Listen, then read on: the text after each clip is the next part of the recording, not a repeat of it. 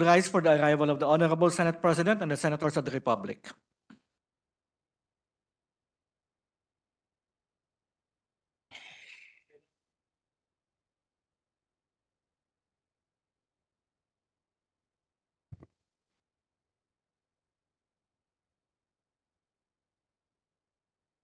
May COVID ka daw? May COVID ka daw? Hindi na. Sabi ni Joel. Joel.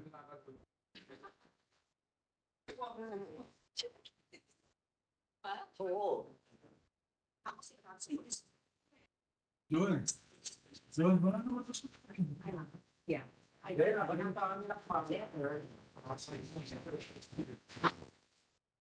Okay. The 8th session of the Senate and the second regular session of the 19th Congress is hereby called to order. Will be led today in prayer by our distinguished colleague, Senator Amy Marcos.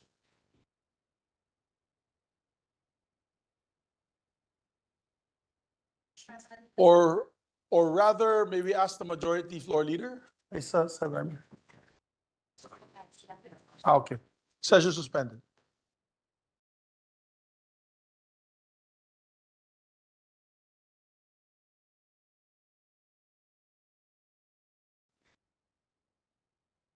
We'd like to recognize a distinguished lady senator from Ilocos Norte and the regions 1, 2, and 3, no other than Senator Amy Marcos.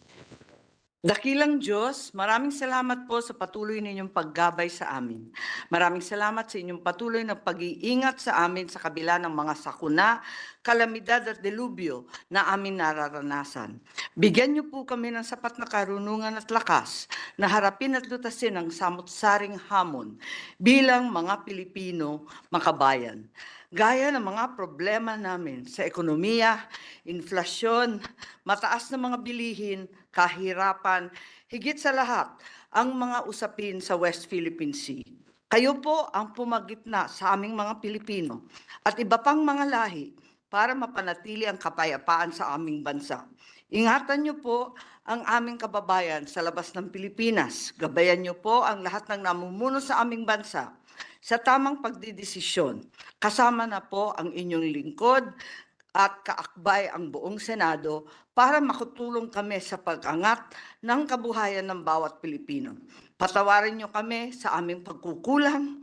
Ipinagkakatiwala po namin ang aming buhay sa inyo. Ito ang dalangin namin sa pangalan ni Jesus. Amen. Amen. Secretary, please call the roll call of members. Roll call of members. The Honorable Senator Angara, Senator Binay, Senator Cayetano Alan, Senator Cayetano Pia, Senator De La Rosa, Senator Ejercito, Senator Escudero, Senator Estrada, Senator Gatchalian, Senator Go, Senator Ontiveros, Senator Lapid, Senator Legarda, Senator Marcos, Senator Padilla, Senator Pimentel, Senator Poe, Senator Revilla, Senator Tolentino, Senator Tulfo, Senator Villanueva, Senator Villar Cynthia, Senator Villar Mark, the Senate President. With all members present, 24 senators, the chair declares the presence of a quorum. Majority Leader. Mr. President, at this juncture, may I be allowed to just acknowledge some guests from the gallery? We have the guests of Senator Angara, Congress Representative Lawrence Defensor from 3rd District of Iloilo, our good friend, Mayor Rafael Lazaro of Pototan, Iloilo, Vice Mayor Ayon Fontelera of Alaminos, Pangasinan, guest of Senator Ejercito, guest of Senator Legarda from Climate Change Commission, Vice Chairperson Executive Director Robert Borge, Commissioner Rachel Ann Herrera, guest of our Senate President Mig Subiri, officials of the Bukidnon Second Electric Cooperative, headed by General Manager Christopher Dulfo, with the Board of Directors and members of the Executive Committee. We welcome all of them in this August chamber. Welcome all to your Senate. Thank you, Mr. President. Mr. President, this juncture I move that we defer the approval of the journal of the 7th session Monday, August 7, 2023 at a later hour. There being no objection to the motion of the majority floor leader, motion is approved. Mr. President, I move that we proceed with the reference of business. Before we proceed with the reference of business, we just ask our Mr. colleagues- President, may we ask our colleagues, especially those who are behind us, Mr. President, to Settle down. adjourn their session there, Mr. President. Yes, we plead to our colleagues in the rear of the gallery. Should I mention the names, Mr. President? No, it's all right. Okay. Thank you, Mr. I'm just kidding, Mr. President. I'll move for the previous question, Mr. Yes, there President. being no objection to the motion, we ask the secretary to please proceed with the reference of business. Message from the House of Representatives. Letter from the House informing the Senate that on 2 August 2023, it passed the following House bills in which it requests the concurrence of the Senate. House number 8327, restructuring the PNP, creating additional police officers and appropriating funds therefore, amending sections 25, 26, 29, 30, 31, 35, 35A, 36, 67, and 67A of RA 6975 as amended, and section 32 of RA 8551. Referred to the Committees on Public Order, Dangerous Drugs, Local Government, and Finance. 7728, simplifying the procedure in the disposition of public agricultural lands, amending Section 24 of Commonwealth Act 141. To the Committees on Environment, Natural Resources, and Climate Change. 8187, declaring National Election Day as regular non-working holiday, amending Section 26, Chapter 7, Book 1 of EO 292. To the Committee on Electoral Reforms and People's Participation. 8265, an act providing for the registration, regulation, and operation of cooperative banks. To the Committee on Banks, Financial Institutions, Cooperatives, and Ways and Means. 8269, protecting the rights of internally displaced persons and penalizing the acts of arbitrary internal displacement. Committee on Justice and Human Rights, Social Justice, Ways and Means, and Finance. 8443, an act institutionalizing the Philippine ecosystem and natural capital accounting system, mandating its use in policy and decision-making, designating the agencies responsible for its implementation, providing institutional arrangements among responsible agencies and appropriating funds therefore. To the Committees on Economic Affairs, Environment, Natural Resources, and Finance. House number 8456, promoting the development of the Philippine downstream natural gas industry, consolidating for the purpose all laws relating to the transmission, distribution, and supply of natural gas, appropriating funds therefore.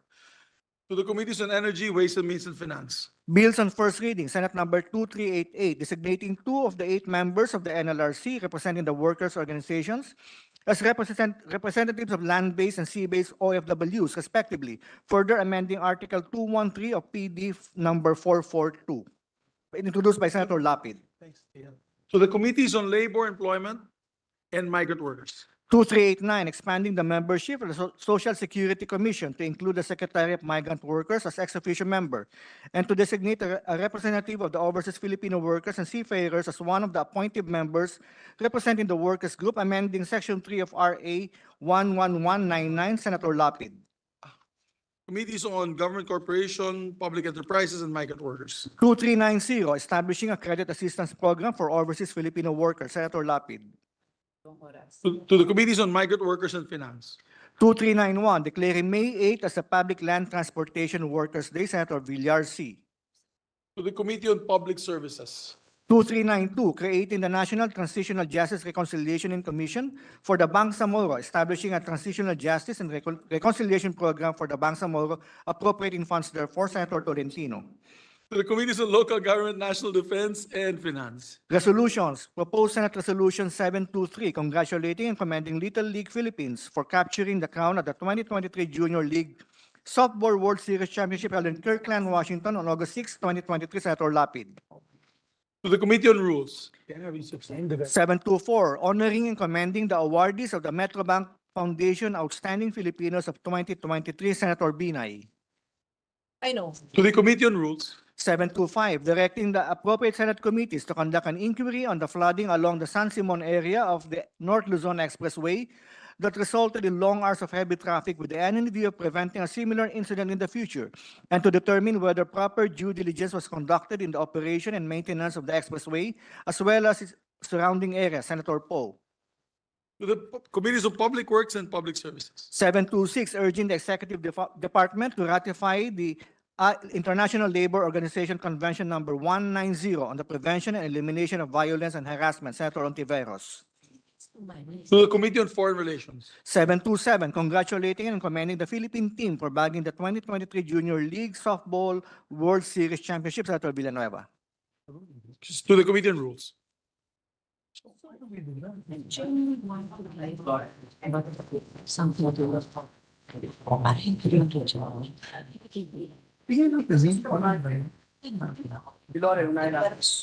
incorporate the medical corps with the ROTC, but they only know.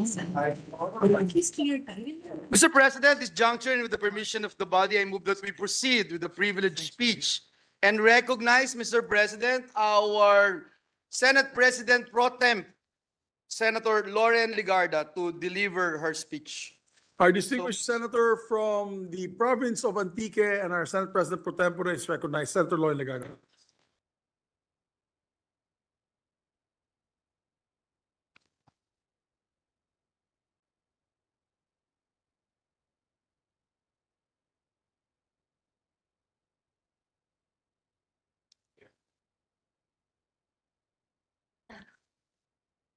Thank you, Mr. Senate President, Majority Leader, dear colleagues, my beloved fellow Filipinos. Long before Ondoy and Yolanda, we sounded the alarm in the halls of the Senate on the dangers of climate change. Now I stand before fellow lawmakers of the 19th Congress yet again as climate change and its impacts continue to worsen and bear down heavily on all of us. Climate change is undeniably the global governance challenge of our generation, and we are called upon to act quickly and make certain that the required transitions are happening.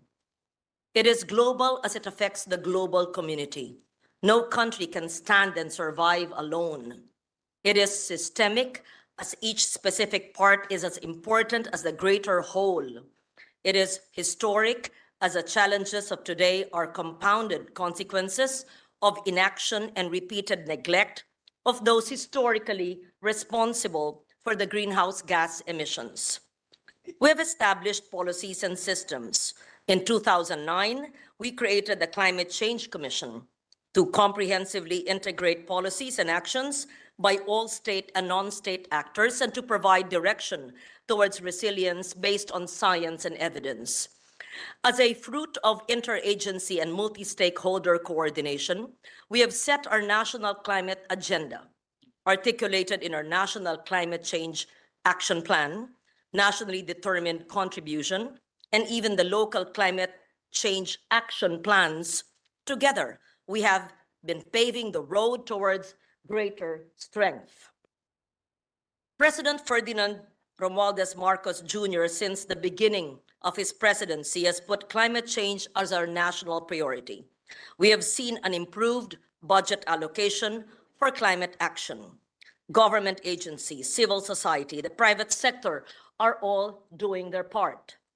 But we still need to ask the hard questions. How far have our decisions taken us? What else needs to be done? How much quicker should we act?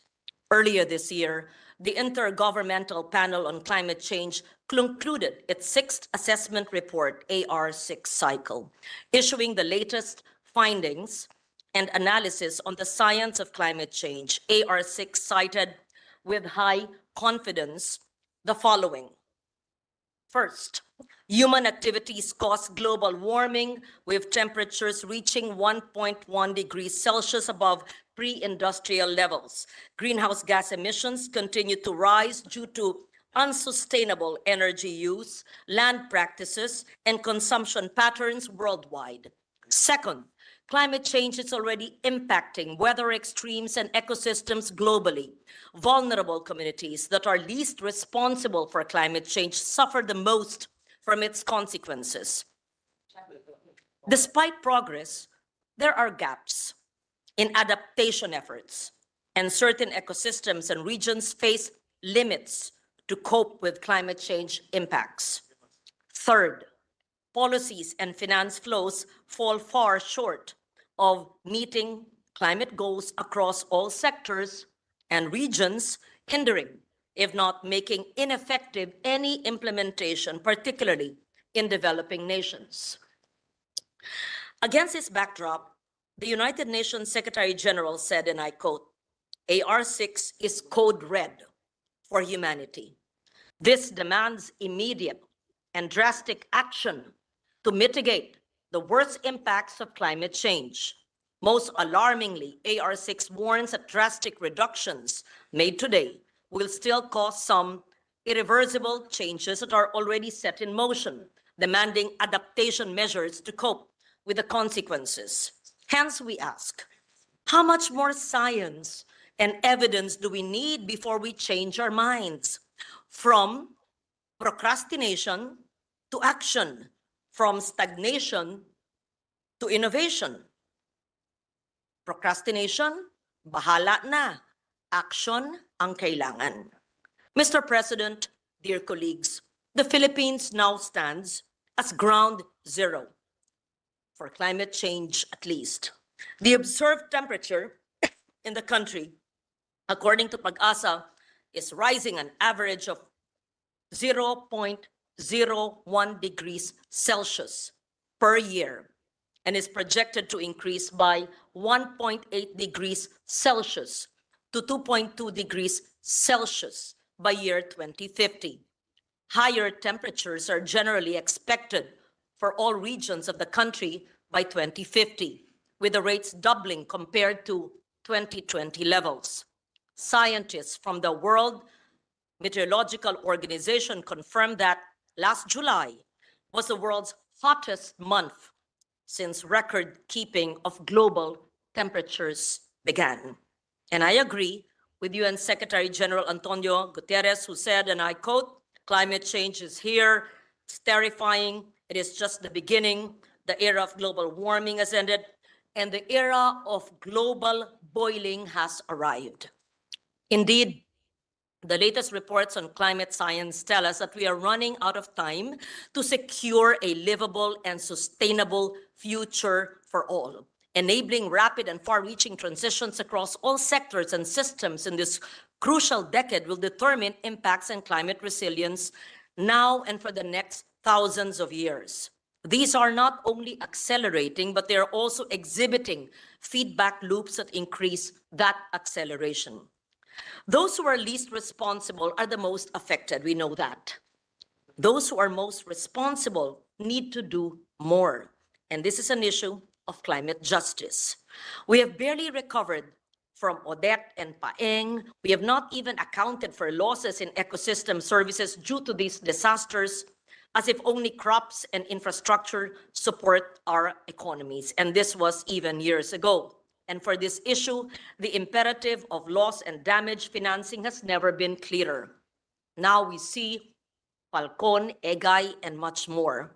Our adaptive capacity as a country has its limits, and we see it as we discuss the annual budget.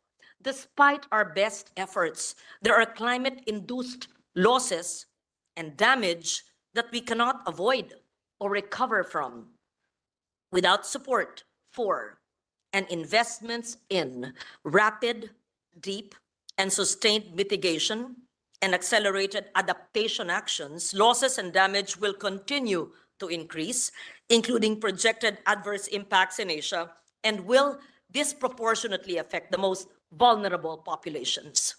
Between year 2011 and 2021, the Philippines incurred damage amounting to 673.30 billion pesos due to tropical cyclones alone. 2010 to 2019, 12,097 deaths due to extreme weather events and disasters recorded. Egay left 27, I think it's more, people dead, 52 injured, 13 missing, cost 3.5 billion worth of damage to infrastructure, 4.47 losses in agriculture in 50 provinces. Again, we have not even started to account for damage to our protected areas and wilderness, reefs damaged by waves and siltation. By year 2030, under a business as usual scenario, our loss and damage from climate change is expected to increase up to 7.6% of the country's gross domestic product and 13% by 2040. These numbers are not merely statistics, they are real, heart-wrenching experiences of our people. The Global Commission on Adaptation, to which I belong, conducted a flagship study that by 2030, more than 100 million people in developing nations, including the Philippines, will live below the poverty line resulting from the impact of climate change. And this is less than 7 years from now. And while our population is largely unaware of these threats, their daily toil and their dreams will be so severely affected that our obligations are clear. There is hope. The same study asserts that what has been defined as the adaptation triple dividend, that with the proper adaptation interventions, we can, and I quote, avert future losses, spur economic gains through innovation, deliver social and environmental benefits to everyone, but particularly to those currently affected and most at risk, unquote. We need to make sure that the commitments of developed countries are delivered and mobilized. We need to ensure that the establishment of a loss and damage funding facility will materialize at the soonest time. We need to bolster the call of the CVF, the Climate Vulnerable Forum, for major polluting nations to increase their ambition by reviewing and strengthening their targets by 2030 under the nationally determined contributions, the NDCs. We need to accelerate the way we course correct and safeguard the 1.5 degrees Celsius of the Paris Agreement, which we all concurred in, our climate threshold to survive and thrive. The recent State of the Nation address underscored the importance of disaster resilience and climate action, and has made this a clear priority of this administration, stating that progressive, livable, and sustainable communities can only be achieved by taking responsible action to mitigate and adapt to climate change. We must always consider our duty, not just to the present, but to the future generations. Our Philippine Development Plan, with its dedicated chapter on climate change, the Sustainable Development Goals, the National Climate Change Action Plan, NCCAP, the NDCs lay out crucial strategies and solutions for us to act upon. But we have to keep asking if these are sufficient and if they guide the rest of the budget. Individually and collectively, we must ask, are we part of the problem or are we part of the solution? We need to ask ourselves if our shoulders are on the wheels or if we are obstacles to the transition. There are a good number of practical approaches moving forward as a country and as part of the global community. First, adopt a transformative mindset in governance, mainstream science, cascade opportunities to our local government units, the climate frontliners who bear the brunt of climate impacts and are expected to manage local climate risks and hazards. Two, accelerate decarbonization efforts and ensure timely implementation of our nationally determined contribution without being restricted by the 2.71% unconditional share.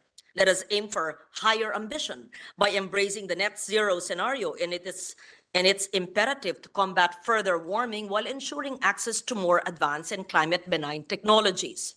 Three, revisit our environmental laws like the Clean Air Act, which no longer meets the World Health Organization 2005 and 2021 guidelines on air quality, and push for other key legislation such as the circular economy, the blue economy, ecosystems regeneration, and forest management, and PENCAS.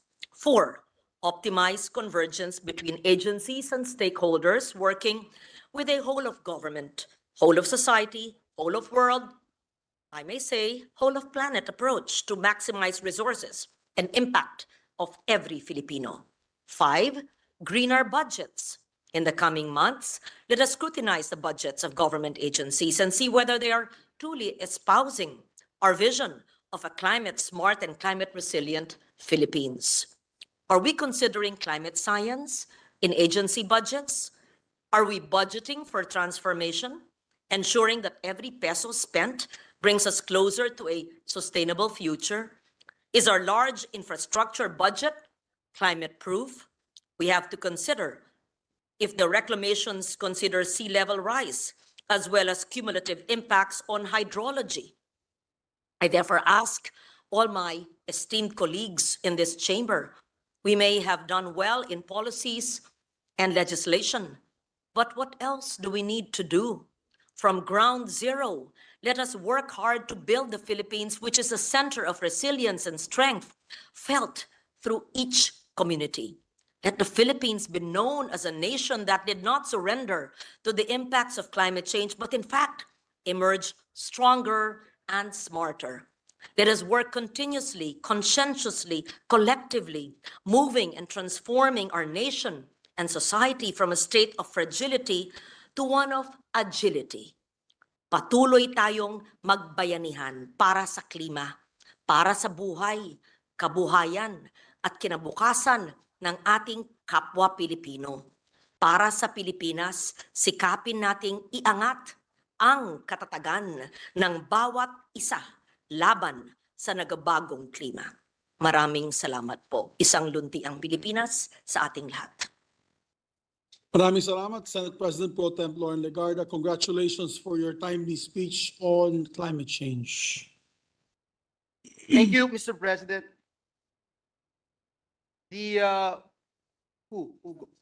Ladies first. Mr. President, the Deputy Minority Leader, Senator Risa Ontiveros, is also seeking the floor. I move that she be recognized, Mr. President. Yes, our distinguished Deputy Minority Floor Leader, Senator Risa Ontiveros, is recognized. Salamat kaayo, Mr. President. If the good gentlewoman, our Senate President pro tempore would allow, I'd just like to ask a few follow-up questions to her important privilege speech, Mr. President. Yes, we'd like to ask the sponsor if she wishes to answer a few questions on interpellation. Rachel. Oh, yes, I would be so glad to give clarity where there is confusion and to provide more information. And I am certain that a good Deputy Minority Leader agrees with every word and every sentence and every thought and every inch of passion that this representation had endeavored to convey through my privilege speech. It's actually been postponed several times because as I speak now, we are helping the province of Senator Joel Villanueva, which is still inundated in some barangays. Maski po walang ulan, nagbabaha na. Hindi lang po sa pagbabago ng klima, kaakibat din dito yung water management and resource conservation and ang protocol din ng pagpapalaya ng tubig ng dam. Marami po at habang tayo nag-uusap dito sa klima ay ang talagang climate refugees ay ang sariling kababayan natin sa mga vulnerable areas ang tinatawag. Opo, Mr. President. At talagang yung privilege speech ng good gentlewoman ay kaisa, hindi lamang sa ating lahat ng mga relief operations, pero kaisa din nung paalala ni Majority Leader dun sa ilang taon nang nakalilipas nilang pinagawang feasibility study na naghahanap ng long-term solution. At sigurado po, Mr. President, ito pong privilege speech ng good gentlewoman ay kaisa din nung paghahanap natin ng mga long-term and sustainable solutions. Kaya salamat, good gentlewoman. Kung maari akong, and the good gentlewoman is right, Mr. President, kaisa po ako sa diwa nung kanyang privilege speech. I just like to ask a few follow-up questions para madagdagan palalo yung impormasyon at empowerment nating lahat na patuloy na kumilos dito. Mr. President, sabi po ng good gentlewoman, nasa 1.1 degree na po tayo above pre-industrial levels, kumbaga ng temperatura ng planeta natin.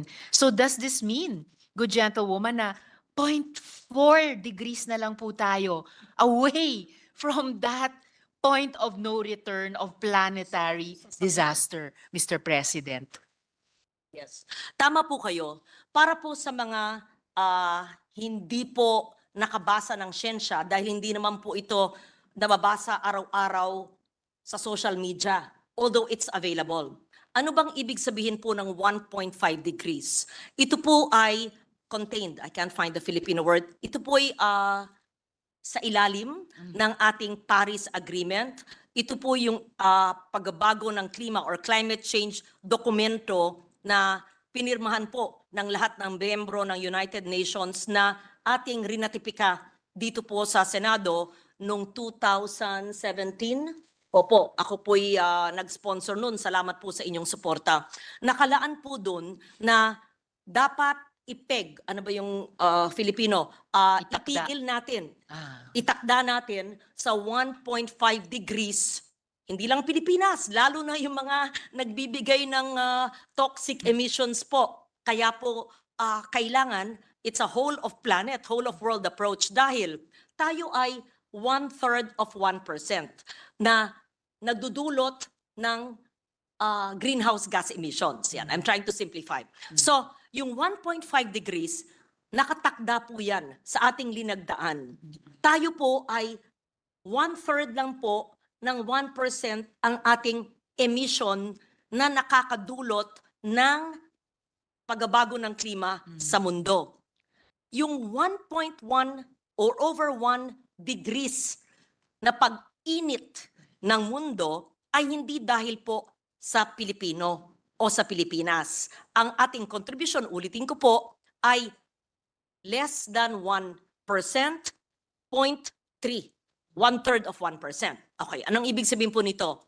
Na kung hindi po mabilis ang transisyon, ang pagbabago ng industrialisasyon ng mga bansang nagdudulot ng greenhouse gas emissions. Ano ba ito? Yung mga buga ng mga emisyon na siyang nagpapainit ng mundo, na siyang nagbibigay ng init kaya natutunaw ang mga yelo. Sabihin nyo, malayo ang yelo. Nasa Antarctica, sa Arctica. Yung yelong pong yan, isang sabihin mo na meron tayong ditong palanggana. Nasa isang palanggana lang po tayo. Maski po tayo ay nasa kanan ng palanggana at ito'y nasa tuktok at pag merong pong matunaw na yelo, we're in it together sa isang palanggana. So, pag init po ng mundo ay matutunaw po ang yelo at natutunaw na po. So, yung mga isla po na maliliit, isla pong lumulubog na, at mga bansang kaya ng Pilipinas na may higit na 7,000 islands at mga maliliit gaya sa South Asia ng Maldives. Sabi mo na pati mga Tuvalu. Sabi mo na yung mga, pati naman yung mga malalaking bansa, binabaha na dahil po sa rising sea level. Bakit po tumataas? Kasi po, isang palanggana lang tayo natutunaw na po ang yelo. Galing po sa Arctic, di ba po? Dahil po sa init ng panahon. So, what does it mean if we are already more than 1 degrees Celsius? Dahil po, ayon sa ating linagdaang Paris Agreement, na dapat ay sana 1.5 degrees lang ang Maximum. suma total ng buong mundo, ay at that point na 1.5, masamang-masama na ang kalagayan. Kasalukuyan nga po, hindi pa umaabot ng 1.5. Ito na ang nangyayaring delubyo. Baha na ang Bulacan, Ilocos Norte, Ilocos Sur, Cagayan, Abra, Bontoc sa Mountain Province, at marami pong mga coastal areas ay lubog na. At sa ibang bansa rin, ganun na rin po. Hanggang nakita ko rin, pati ang napakagandang pinupuntahan na Croatia, may mga agos, di ba ho? So, nasa Asia ka man, nasa Europa man, saan man, ay lumulubog dahil sa rising sea level at maraming dahilan. Ngayon, itong 1.5 degrees, ayon sa pagsumite ng kontribusyon ng bawat bansa, ay higit sa 1.5. Ilan? 2.5. So, anong ibig sabihin? Ayon po sa ating linagdaan na Paris Agreement, dapat 1.5 degrees. So kino-compute po yan ng mga sayantipiko at mga eksperto, agrikultura, transport, enerhiya? Ano ba ang mga sanhi ng greenhouse gas emissions na yan?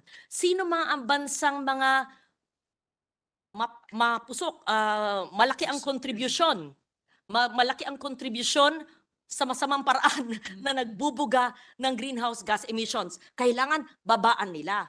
Paano nila mabababaan? Ibig sabihin, tuldukan or ilimita ang paggamit ng fossil fuel. Ano ba yung fossil fuel?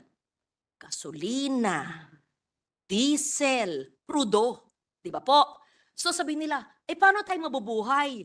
Kaya nga may Renewable Energy Act. Kaya nga tayo nagka-transition, nabubuhay na ang mga tao sa hangin, sa araw, sa ocean, sa iba-ibang galing sa kalikasan na libre, ayon sa inobasyon, ay nagagamit na po ng tao. So, sa katanungan po ninyo, ano ba ang kahalagahan na 1.5 degrees? 1.1 na tayo ngayon. Sa mga sinumiti po na mga bansa sa kanilang nationally determined contributions, ang suma total ng kanilang pangako sa bawat isang bansa, malaki man o maliit, ay isusuma total yan, dapat 1.5 lang. Para yung nangyayari po ay hindi na maging mas grabe kaysa ngayon. Kaso po, sa pagsumite ng mga bansa, higit sa 2 degrees, 2.5 degrees, no? 2.5 degrees ang kanilang pag isuma total mo ang mundo. So imagine what's happening now in the Philippines. Wala pa ito. 1.1 degrees pa lang po ang pag-init ng mundo. Ganito na ang nangyayari sa Pilipinas. I-double nyo. Pag i-double nyo, 2.2. Sa pagsumite po ng mga bansa, 2.5. Hindi ko po naisip kung paano mangyayari. The United Nations Climate Change Office, the UNFCCC, based in Bonn, Germany, second synthesis of countries' NDCs or nationally determined contribution. In simple terms, ito po ang suma total ng mga report ng mga bansa sa kanilang NDCs. It finds that while countries are bending the curve of global greenhouse gas emissions downward, ibig sabihin, may effort naman. Binababa. Their combined climate pledges could put the world on track for around 2.5 degrees Celsius of warming by the end of the century. So, 1.1 sabi nga nyo, pero sa pangako, 2.5. End of the century. Sabi nyo, di bale? Wala na tayo dito. Pero yung mga anak at apo natin. Ano naman po ang Just ating to- inak, ating apo, mga susunod na henerasyon. Hindi naman tayo may-ari ng mundong ito eh. Hindi naman tayo ang huling henerasyon eh. Anong sasabihin ng mga susunod na henerasyon? Ano ang ginawa ng ating mga lola, nanay, tatay at dati para matuldukan ang nangyayari ngayon? According again to the IPCC, GHG emissions need to be cut by 43%. Wow, by 2030. So, 7 years from now po, year 2030, kailangan ang pagbuga ng mga bansa collectively, malaki man o maliit, industrialized man o developing, kailangan halos kalahati, 43% compared to 2019 levels to avoid the worst impact of climate change. As found by the UN Climate Change Secretariat in a 2022 report, emissions are not demonstrating a rapid decline necessary to meet the goals of the Paris Agreement. So, bagamat meron tayong nakalagdang Paris Agreement, bagamat nangako tayo na 1.5, base sa mga report, 2.5 degrees hindi sumusunod. Yun po ang aking mahabang sagot sa inyong maikling katanungan. Gusto ko Apo. lang pong bigyan ng kaliwanagan lahat na hopefully maintindihan pati ng ating kabataan. Salamat, good gentlewoman, Mr. President. So, isa sa mga ibig lamang sabihin ay kailangan lakihan at bilisan yung efforts. Tama po kayo. Kung dapat yung greenhouse gases mahati ng 43% by end of the decade, so talagang dapat damihan ang efforts para umabot lamang sa 1.5 degrees above pre-industrial level. At hindi sa katapusan ng century, pero katapusan din nitong dekada.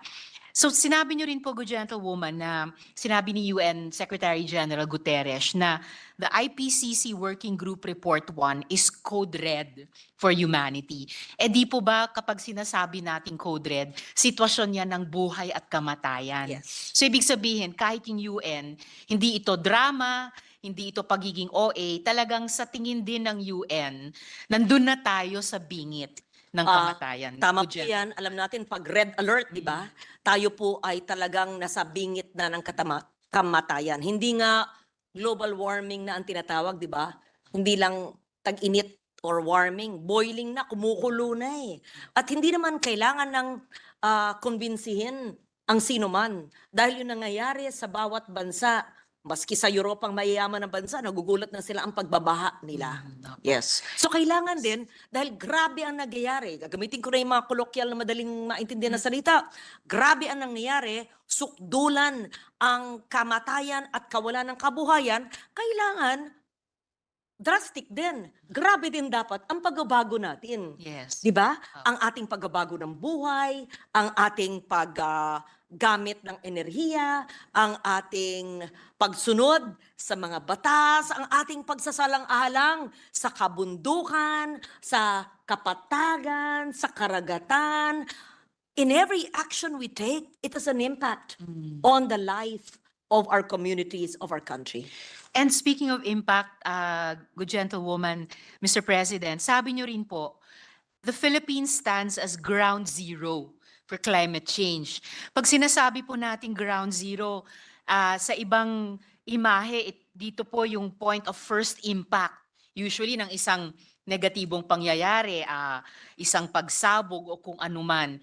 Pero pwede rin pong sabihin na ang ground zero ay pwedeng pagsimula ng positibo o mabuting pagbabago. So may nakikita po kayo, good gentlewoman, na papel ng pamumuno ng ating bansa kasabay ng ibang mga napakakarampot ang ambag sa greenhouse gas emissions, and yet andito na rin sa ground zero, sa code red ng buhay o kamatayan. Magandang katanungan yan at tama po kayo. Bagamat tayo na sa ground zero, we can be the poster boy, poster girl of resilience. Kaya nga po tayo'y nakasama ng mga bansa sa organisasyon na tawag Climate Vulnerable Forum. Naging pinuno po tayo, ang Pilipinas po, ng CVF. Kasama po ang ibang mga bansang naaapektuhan ng pagbabago ng klima. Kaya tayo rin ay leader sa polisiya, sa batas. Nandyan yung mga 10 environmental laws. Nandyan po yung mga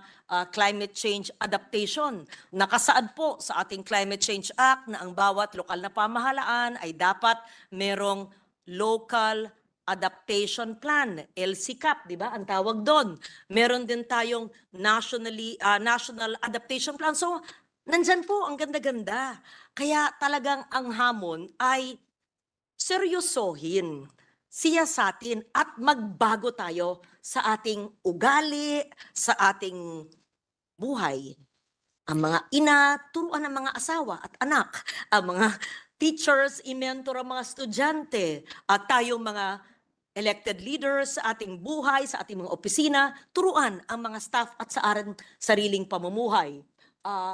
We can really micromanage climate adaptation. So tama po kayo, ang ground zero ay hindi lang, ground zero tayo, kawawa naman. Tapos tutulungan, no, hindi. Tayo po ay nahahamon at tinatanggap natin ang hamon. Kaya tayo'y nauna sa ibang bansa na magkaroon ng magagandang polisiya at batas at mga ahensya ng gobyerno. Importante lang ay seryosohin ng lahat. Opo. Actually inulit niyo ulit ngayon, good gentlewoman, na sinabi din ni UN Secretary General Guterres na the era of global boiling has arrived. Actually po, nung lumabas ito sa balita a few days ago, nakaka-alarma talaga. Kasi ngayon lang siguro natin narinigan itong terminong global boiling. Naalala pa natin yung ibang imahe ng palaka na dahan-dahan pinakukulo, hindi niya napapansin yung pala. Darating yung sandali na ano na pala siya, nalaga na pala siya nang hindi niya napapansin. Pero mabuti, meron pong ganitong mga babala tulad ng inyong privilege speech para magising po tayong lahat ng mga tao sa planet Earth habang nasa 1.1 pa lang at pwede pang habulin yung pagligtas sa ating planeta.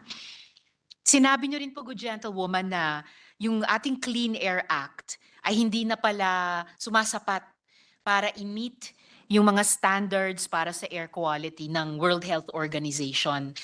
Meron na po ba tayo, Mr. President, good gentlewoman, na mga nakahain, baka ng good gentlewoman din, ng mga panukala para amyendahan ang Clean Air Act para ito'y maging bahagi ng ating, pagligtas ng ating planeta at sa ating lahat? Wala pa akong na-file na amendment sa Clean Air Act, pero alam natin na sa ating pagsukat, pag-monitor ng air quality ay hindi tayo, we don't meet the World Health Standards. What does it mean? Ng ating linalanghap na hangin ay masama sa baga. Kaya siguro, more than amending the law, just mere compliance with the air standards. Paano na naman to?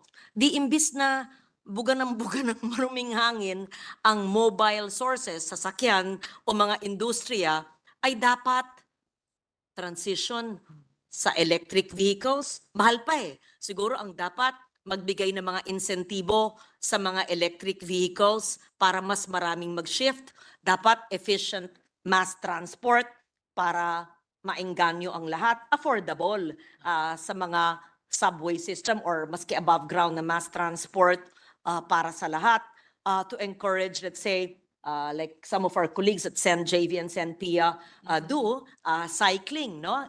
Hindi ko pa sinusubukan yan of late, pero kung mas bike-friendly ang ating mga communities, local governments, at kung tayo yung gagawa talaga ng mga bike lanes, gaya ng sa Copenhagen, gaya ng sa iba't ibang mga bansa, ay maganda sana. So, bagamat hindi pa naaamendahan ng batas, hindi ibig sabihin na wala tayong gagawin. Marami naman modelo sa ibang bayan at ibang LGU dito. Alam ko, Quezon City, naglagay na si Mayor Joy Belmonte ng mga bike lanes. Alam ko, ang Taguig, meron din yon, sabi ni Senator Pia Cayetano. At meron din, paano ko lang batas dito eh. Di ba? Yung Safe Pathways Act. I'm not sure if it's been passed on third reading, but we have legislation. Not necessarily an amendment to the Clean Air Act, but aligned with the Clean Air Act. And really, it's LGUs can take the lead. We as national lawmakers can influence policies of local governments, and we can do it in our own way, the private sector as well. Kaya nga, every little step, bawat isang maliit na NGO, bawat eskwelahan, maski na pampublikong elementarya, bawat pamilya, hindi naman kailangan kang maraming pera o makapangyarihan para makapag-ambag sa mangyayaring delubyo sa pagbabago ng klima. Salamat, Mr. President. At ang huling tanong ko po, good gentlewoman, tama po kayo, bukod sa pag-amyenda ng mga batas o higit pa doon pag-oversee natin sa pag-implementa ng mga batas, sinabi nyo rin po, let's green our budgets. Timing na timing po dahil na-transmit na po ng executive ang NEP sa Kongreso at ilang linggo na lamang o ilang araw na lamang ay sisimulan na natin sa DBCC briefing yung pagtrabaho natin sa Senado sa GAA para sa 2024. So naglulook forward po ako, good gentlewoman, na sulyapan natin yung NEP na iyan at yung GAB gamit ang lente ng ekolohiya. Natutuwa ako na binanggit nyo yan. I'm so grateful you mentioned that. I hope that we can all help each other focus on greening the budget and looking at it from the lens of ecology, nature, protected areas, conservation, climate science. Mm-mm. Salamat, good gentlewoman. Pasensya na sa mid lang ako. Pero salamat din sa paalala nyo na pati yung issue ng reclamation ay pwede rin po nating i-review Yes. sa pamamagitan nitong budget debates. Kasalukuyan din pinag-aaralan ng opisina ko ang buong listahan ng DENR sa mga reclamation projects para i-assess po siya sa konteksto ng kabuoang national development programs natin. At syempre, hindi mawawala, hindi dapat mawala doon yung ecological lens ng pag-assess. Magandang sinabi nyo yan. Ayan, bumalik si Senator Cynthia Villar nung binanggit mo ang reclamation. Oo. Sigurado akong sang-ayon siya sa sinabi mo. Can I just put this on record as well? Imagine a carbon-free city. Transformation towards net zero greenhouse gas emissions in electricity supply, industry, transport, and buildings. To advance the transformation, all sectors need to avoid lock-in of new fossil fuel intensive infrastructure, advance zero carbon technology, and apply it and pursue behavioral challenges. Yan ang hamon sa atin, behavioral challenges. As simple as limiting the use of paper or segregating garbage or collecting rainwater or having vertical gardens to cool our surroundings or having vertical gardens, gulay, and using food waste for organic fertilizers. For buildings, the best available technologies on energy and materials efficiency need to be applied. For industry and transport, zero emission technology needs to be further developed and deployed. Adaptation naman, yan.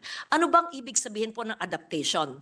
Dahil po yung ating 1.1 degrees sa mundo ay tumaas na at ayon sa IPCC ay magiging 2.5 degrees at ito'y kamatayan na po pangyari, kailangan hindi lang tayo magbabawas ng greenhouse gas emissions pero inaakma natin ang ating pang-araw-araw na buhay sa mga tinatawag na adaptation measures. So, the adaptation measures, pag gawin po natin ito, it can reduce economic losses from climate change by around 2/3, sabi po ng World Bank country report. All sectors would benefit from adaptation, with benefits being highest in capital-intensive industries. Siguro, may mga online, I know we're on Facebook Live, I hope, magtatanong, ano ba yung sinasabi ni Senator Legarda? Adaptation. I'll give examples if I may. Yes. What are 10 local adaptation solutions for community resilience to climate change? Ayan. Doable po. Number 1, rainwater harvesting. At For may batas na household, po para dyan, di ba? Ha? Gentlewoman. May batas na po na Yes. minamandato mga LGUs gawin yan. yes, 1989 pa, before you and I were in the Senate, meron na pong Rainwater Collector Act. Sino kaya ang senador na enlightened gumawa noon? So, rainwater harvesting for household and community use.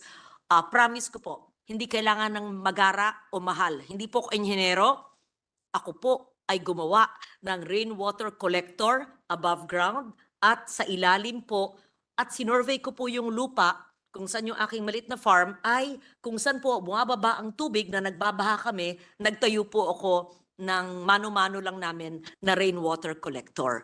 Pangalawa po, food gardens. Punta kayo sa opisina ko, meron po akong drum na vertical garden, dun po nag-harvest ng gulay ang aking pong mga staff at mga herbs na kinakain po, edible landscapes. Yon. Tapos, ito'y mahalaga. Basic po ito, sana nakikinig ang DPWH, pati DOTR, pati mga LGU, pati DA. Roadside ditches, di ba mga kanal? Kasi sa isang barangay road, na-experience ko, grabing binaha. Tapos binutas nila yung aking wall para pumasok ang tubig. Inalam ko, wala palang kanal. Yung paggawa ng barangay road, syempre nagbaha. Halos hanggang pusod ng tao. So binutasan nila yung wall para umagos ang tubig. kami naman ang nabaha. Pero naintindihan ko naman, dahil mali yung pagkagawa ng kalsada, walang kanal. Ako na nga ang nagpagawa ng kanal para mabiyayaan yung mga tao sa barangay. Yan. Tapos harnessing renewable sources of energy sa mga barangay hall, maski sa irrigation systems, zero waste practices, recycling, upcycling, refusing single-use plastics. Kaya nang sinabi ko, RA 9003, segregation of waste at source, recycling, composting. Yan. Ito, planting bamboo para to protect slopes. Hindi naman kailangan lahat semento eh. Pwedeng against storm buffers or storm surge yung mangrove. Sa mga riverbanks naman, pwedeng planting bamboo to At may prevent panukala landslide. ako dyan, good gentlewoman, yung Coastal Greenbelt Program. Yes. Na 100 meters ng mga bakawan sa lahat ng coastal areas ng Yes, Pilipinas. maganda yun. Opo. Maganda yun. So, maganda yung inyong binanggit. Meron din akong pending bill on the Greenbelt Act. Right? I have that, the Coastal Greenbelt Act. Sana maprioridad din natin yan. Importante. So, planting mangroves, I mentioned that. Seagrasses to protect coastal ecosystems and communities. Promoting climate field schools, seedling banks. Sabi niyo, ano ba yung climate field schools? Ito po yung pagtatayo lang ng hindi naman kailangan magarang school. Kasi tayo, hilig-hilig natin magtayo na magtayo. Infrastructure, hindi po to nakasalalay sa 4 na gusali. Pag sinabi pong climate field school, yung best practices po, nagtuturuan kung paano po ang magandang ginagawa ng magsasakang ito, anong natuklasan niya, anong mga indigenous knowledge na alam ng ating katutubo. Ano ba yung seedling bank? Nawawala na ang mga pagkain. Nawawala na ang mga puno. Endangered ang tawag doon. So, pag tayo ay mag-imbak, mag-save ng ating mga buto, meron tayong seedling bank. Meron ako nakapending na paano ko lang batas, no? 1 year ago ko pa sinabi sa mga staff ko, ipuput on record ko kayo, ako inip na inip dun sa inyo. Kaya this week, gusto kong i-file na yung bill. I hope the good mind, it will be a bipartisan effort. I hope you can join me in the promotion of seed banks, Will do. seedling libraries. Imagine a living library of seeds. Kasi, tawagin na akong anuman, ako po ay hindi nagtatapon ng buto. Sa bawat kinakain ko, lahat ng buto tinatabi, tinutuyo, tinatanim, at pinapasibol. At yun ang pinamimigay ko at ginagamit na pananim para hindi kailangan ng bili ng seedling. Ayan. So meron po ako maliit na seedling bank and I'll be happy to share seeds perhaps maybe tomorrow to all our colleagues for farming and rural communities. At syempre, kailangan natin i-promote ang indigenous knowledge, yung likas na kaalaman ng ating mga katutubo. Magaling. Magaling talaga. Gaya ng mga payo sa Cordillera, sa Ifugao, hindi ba? What is a payo? These are the traditional way of farming. The terraces are called payo. Yan ay walang semento. Yun sa dalo yung tubig sa bundok na sinauna pa sa ating mga indigenous people sa Ifugao. So, every indigenous family or community have indigenous knowledge on farming, on sustainability. Hindi man uso pa ang salitang climate change at sustainability at DRR nung panahon yun, alam na nila eh. So alamin natin. At syempre, maraming kababaihan sa grassroots level, hindi man sila kilala sa Senado o sa showbiz o kung saan man, mga leader in their own rights of rural communities of women. So let us herald them, let us bring to everyone's attention the good work they do. So women leadership roles, I'm sure you would agree on that. And Yes, good gentlewoman. ito, mahalaga, knowing the local risk because the risk in Bulacan is different from the risk in Abra. It's different from the risk in Holosulu or even in Marawi City or even in Pandan Antique. Dahil tayo archipelago, dahil tayo ay bundok, dahil tayo ay may mangroves, dahil tayo ay may Sierra Madre, iba-iba ang hamon. So, knowing the local risks to our natural hazards, whether they are drought, or they are storm surge, or they are typhoon, or they are typhoons or even no typhoons, but incessantly raining. So we should improve our early warning systems. Technical, sige, sa mga nakakaintindi. Paano na kaming hindi scientifico? Tagal ko na sinasabi to to translate it in the different basic languages of our country so that it's understood, so that it reaches the last mile, the last kilometer. And I believe that if these early warning systems are communicated to people in the remotest areas, half the lives lost during typhoons will be saved. Example, even let's say the boat that capsized. I know malayo ito, anong connection? May connection po in Rizal, in Binangonan. Kung ang Coast Guard at ang local na pamahalaan, sa mo na yung barangay, ay hinid, what is Tagalog for heed? Ay Pinansin o sinunod. pinansin or sinunod yung early warning. Kung nagsabi ang early warning ng Pag-asa na paalis man ng egay, ay meron pa ring malaking alon sa lawa na sabi mo ng ilang metro na makakapatay or how do you say capsize in Taob. Filipino, that can capsize a outrigger or a ferry boat of this capacity. Then I'm sure the 27, I think, people who died, including the young girl whose mother was grieving, I saw it online, it's so painful, would not happen kung sinusunod natin ang mga warning. Kaya dapat nakakarating sa last household at dapat ipinapaintindi sa salitang Filipino, Chabacano, Ilocano, Kinaraiak, Cebuano, Waray, lahat para maintindihan at pinapaliwanag ng ating mga ahensya ng gobyerno o mga elected or even voluntary leaders. So, at the proper time, I would include this in the ROTC bill so that the reservists of our country will be taught disaster risk reduction to the last mile. So that it's not just military training as I know it, because I'm a product of military school, your husband is, and so that it would be training for disaster, reducing disaster risk and disaster response as well, if the early warnings are explained and understood. And then, last but not the least, building capacity of local communities to prepare and respond to climate and health risks, because the issue of climate is an all-encompassing issue. It's not an elitist topic, for scientists, for those who debate in Congress. No. Kaakibat ng klima ang pagkain.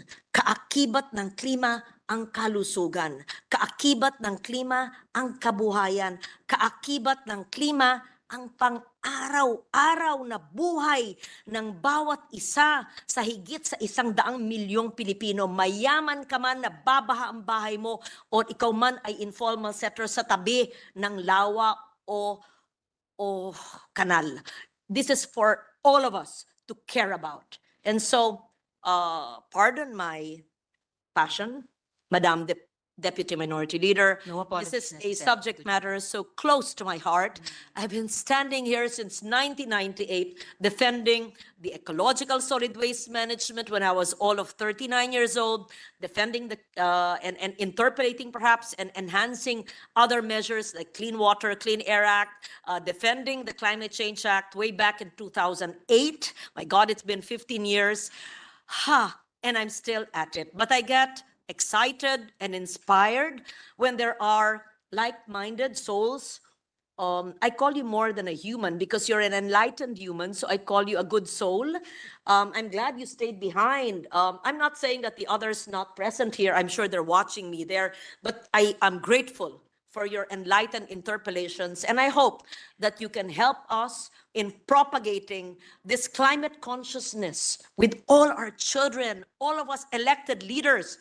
Dapat nga ang debate sa mga, I would suggest, even in the barangay elections, I think there should be debates on local risks and what the barangay leaders have done to minimize or manage the risks. Even in 2025 for national elections, I think, what have you done to make the life of the Filipino better so that the climate risks are reduced. And so, because I mentioned that, I see the brilliant chair of many committees, of the Blue Ribbon Committee, stand, another enlightened soul.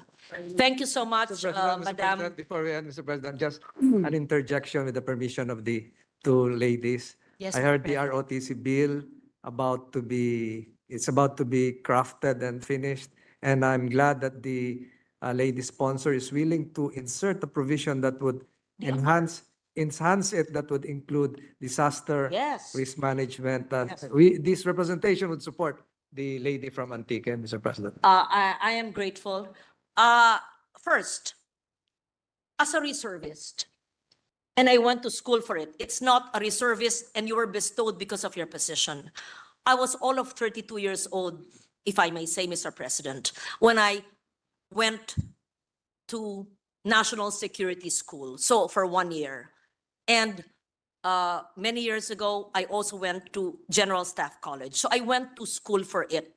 I earned my title as full colonel.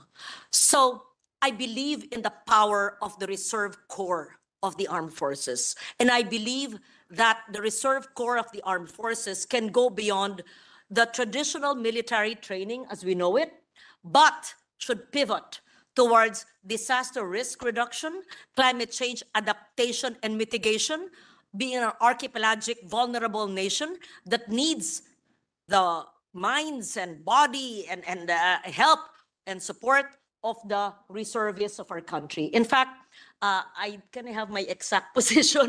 I'm the head of Western Visayas. Ano pangalan? I'm head of the squadron. It was assigned to me right before the pandemic. I've not been able to assume my post in active reserve training in Western Visayas because of my work here. So yes, I sought the permission of the good sponsor, Senator De La Rosa, that I will insert a provision. I hope that he allows me, and it is supported by the majority. Thank you for that, because I will vote for the act, the pending bill, as long as the provisions are clear that it is not what we think it is not, right? So that there is DRR, the way, let's say, Australia embraces DRR, the way other countries who give value to resilience do it. So thank you. Thank you, Mr. Mr. President. President. Yeah. In closing, maraming salamat sa good gentlewoman para sa inyong mahalagang privilege speech tungkol sa climate change. At habulin po natin, lahat-lahat natin, habulin natin yung 0.4 degrees na iyan, alang-alang sa ating mga anak at ating mga apo. So maraming salamat po, dagang salamat, Mr. President. Thank you very much to the Deputy Minority Leader. Appreciate it much. Session suspended. Okay, I take back my suspension to accommodate Senator Tolentino. Yeah, no, Mr. President, at this juncture, may I just move that we refer the speech of the distinguished lady from Antique, our Senate President Pro Tem, Senator Lauren Legarda, and all the interpellations and manifestations thereon to the Committee on Environment, Natural Resources, and Climate Change. So move, Mr. President. No objection to the motion. Motion is approved. Thank you, Mr. President. Before I move forward, I would just like to put on record my sincerest thanks and gratitude to Senator Lawrence, Senator Risa, Senator Angara, and other Senate President of this August Chamber for helping our beloved province of Bulacan. A lot of our colleagues have been there, including Senator Tolentino. Mr. President, at this juncture, I move that we transfer from the calendar for ordinary business to the calendar for special orders, Committee Report number 92. This is pertaining to the privileged speech on the death of Adamson student John Matthew Salilig. There be no objection to the motion. Motion is approved. Mr. President, I move that we consider Committee Report number 92. There be no objection. Motion approved. We ask Secretary to read the title of the measure. Privilege speech on the death of Adamson student John Matthew Salilig due to hazing. Mr. President, to sponsor the measure, may we recognize the distinguished gentleman from the great province of Cavite, Senator Francis Tolentino, the chairperson of the Committee on Justice and Human Rights, to deliver the sponsorship speech. Distinguished colleagues, Senator Tolentino is recognized. Thank you, Mr. President. Mr. President, fellow members of this August Chamber, as Chairman of the Senate Committee on Justice and Human Rights, I have the honor to report out Committee Report number 92 regarding the privileged speech of Senate President Juan Miguel Zubiri, delivered on March 1, 2023, entitled Privileged Speech on the Death of Adamson Student John Matthew Salilig due to hazing. On March 1, 2023, the whole country was shocked by the news that the battered body of Adamson University, John Matthew Salilig, was found dead in an open field in Imos, Cavite. Right after the speech of our good Senate President, the Committee on Justice jointly with the Committee on Public Order and Dangerous Drugs immediately convened to hear the matter. We conducted 2 public hearings, Mr. President, 2 painful public hearings. It was, of course, painful to see the family of John Matthew Salilig grieving over the loss of their beloved son, but it was also painful to see the perpetrators of this brutal and senseless death, young college students, some of whom are actually graduating, but whose lives will definitely change with the promise of a bright future lost, all because of a wrong decision. And finally, Mr. President, it was likewise painful to see the family of Acho Castillo still trying to seek justice for the death of their son, despite the lapse of 5 years from that fateful day that changed their lives forever. Mr. President, hazing does not only affect the victim or the group involved, it hurts society as a whole. At the onset of the first hearing, this representation stated that the committee will not delve into the specifics of the investigation, as the Philippine National Police and the National Bureau of Investigation will already doing a great job of swiftly closing the case and being able to charge all the suspects. Ginawa po ng PNP at NBI ang dapat gawin. Kaya pinasasalamatan ko po, hindi lamang ang PNP Cavite, kundi ang PNP Laguna. Again, we laud and commend the joint efforts of the NBI and the PNP, particularly PNP Binyan and PNP Cavite, for swiftly conducting the investigation of this case. As a quick update to the body on the latest development of the Salilig case, Mr. President, the Department of Justice prosecutors have already issued a resolution to file charges against all those involved in the hazing of John Matthew. But even if you shied away from the details of the investigation, Mr. President, your committee was clear on its goals. Study the current law and amend it with the goal of finally putting an end to hazing. We are faced with conflicting positions, Mr. President. One, the existing law is already sufficient and that it is in the implementation that is lacking versus how we can provide more teeth to the existing law. Second, the right to association of students versus the academic freedom of schools. But in the end, Mr. President, it was the preservation of life that served as our guide. After all, the death of 54 individuals due to hazing is already one too many for the Senate to just take this lightly. Mr. President, when this representation filed this committee report on 31 May 2023, or before the end of the first regular session of the 19th Congress, your chairman also filed 2 accompanying legislative measures that reflect the changes being proposed in this committee report. First, Senate Bill 2070, or the bill amending the charter of the Commission on Higher Education, Republic Act 7722, essentially giving the CHED the power to monitor and evaluate the compliance of institutions of higher learning in their mandatory duty under the hazing law, to conduct information dissemination campaigns and orientation programs to each student in relation to the risks and consequences of conducting hazing, and impose a corresponding sanctions for non-compliance thereto, including a fine in the amount of 5,000 pesos. We did this, Mr. President, to ensure that schools will no longer be complacent in the fulfillment of this statutory obligation. Second, we filed Senate Bill 2271, or the bill amending the Anti-Hazing Act of 2018, Mr. President. This bill translates into direct policy proposals the recommendations we have gathered as a result of the 2 hearings conducted by your committee. These policy changes include the following. 1, mandating schools to conduct information dissemination campaign at the start of every school year and quarterly thereafter to each and every student of the school, together with their parents, guardians, or nearest kin. Hindi pa ho ito ginagawa, Mr. President. Number 2, mandating the schools to submit, not just to CHED, but to the Congress itself, their compliance with the requirement for the conduct of mandatory regular information dissemination campaign. The failure to do so shall make the schools liable to the payment of fine in the amount of 5 million pesos and shall be a ground for the CHED to deny the school's autonomous status. Number 3, mandating schools not to make mere membership in a fraternity or sorority or organization as a ground for expulsion or dismissal from the institution. Instead, only those students who are involved in any hazing-related or fraternity, sorority, and organization-related death, physical injuries, or violence shall be allowed as a valid ground for expulsion or dismissal of a student from an institution.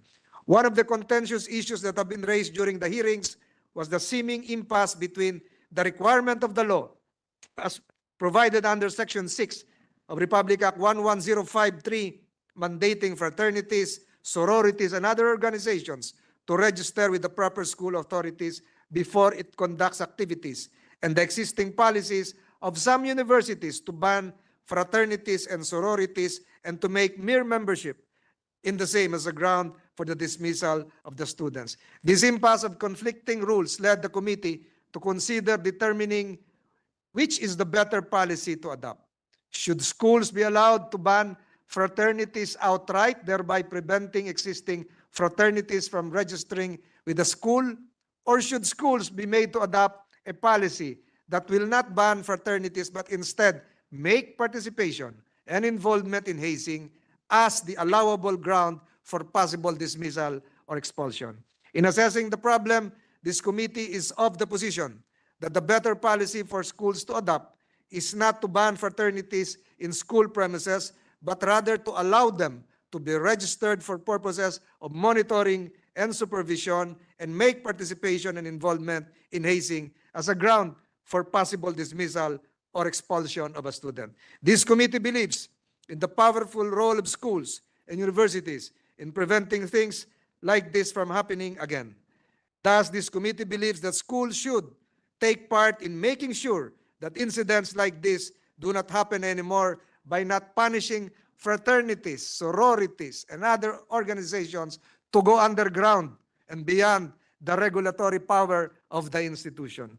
Mandatory registration of all fraternities, sororities, and other organizations with the barangay and the police station having jurisdiction over the same. The PNP shall thereby create a national database of fraternity and sorority membership nationwide. And finally, the last recommendation, Mr. President, is making fraternity, sorority, and other organization solidarily liable to the family of the victim of hazing by making them liable to a fine in the amount of 20 million pesos for any death or physical injuries that results from the initiation activities of their organization. The fraternity, sorority, or other organization shall likewise shoulder the litigation fees of the victim's family. On top of that, any death or physical injury resulting from any of the initiation activities of the fraternity, sorority, or other organization that has been proven in court will cause the automatic cancellation of the SEC certificate of registration of the organization, which result in the corresponding declaration of the group as an illegal organization.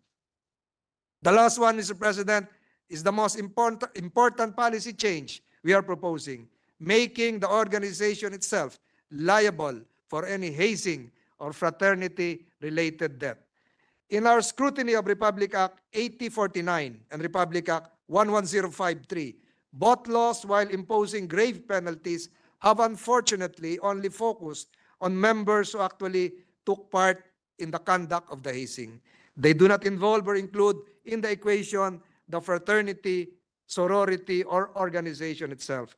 An insightful analysis of the matters discussed during the hearing would lead to the conclusion that the root cause of the problem in our midst is really the culture of violence that is prevalent and being perpetrated by fraternities, sororities, and other organizations. It is the tradition of these organizations of using violence as a requirement for admission and retention of membership in its brotherhood that is causing deaths in these organizations. Thus, we should not leave the fraternity out of the equation when we talk of liability. Tama si Mrs. Castillo when she said, and I quote, "I would like to shift the burden to the frats naman, to the frats and sororities. Sila naman ang gumawa ng hakbang." Unquote. Mr. President, I have to admit that I am myself is a member of a fraternity, but I support the changes being proposed by the committee to strengthen our laws. And as I offered this report to the family of John Matthew Salilig of Adamson University, the family of Romel Masamuk Bagwe of the University of Cebu, and many other nameless victims of hazing, I urge my fellow senators to support me in ensuring that this will be the very last time that we will ever have to deliberate on hazing. Thank you, Mr. President. God bless our youth, and God bless us all. Maraming salamat po. Thank you. Thank you very much, Senator Tolentino. And considering that this representation is also a member of the Tau Gamma Phi, I would like to state on the record, and Senator Tolentino can attest to this, that this representation never meddled nor tried to influence the coming up of this committee report. We support the committee chair and the findings of the committee report. At this juncture, I will suspend the session for a minute. Unless you want to, Tita? Okay ka? Session is suspended for a minute.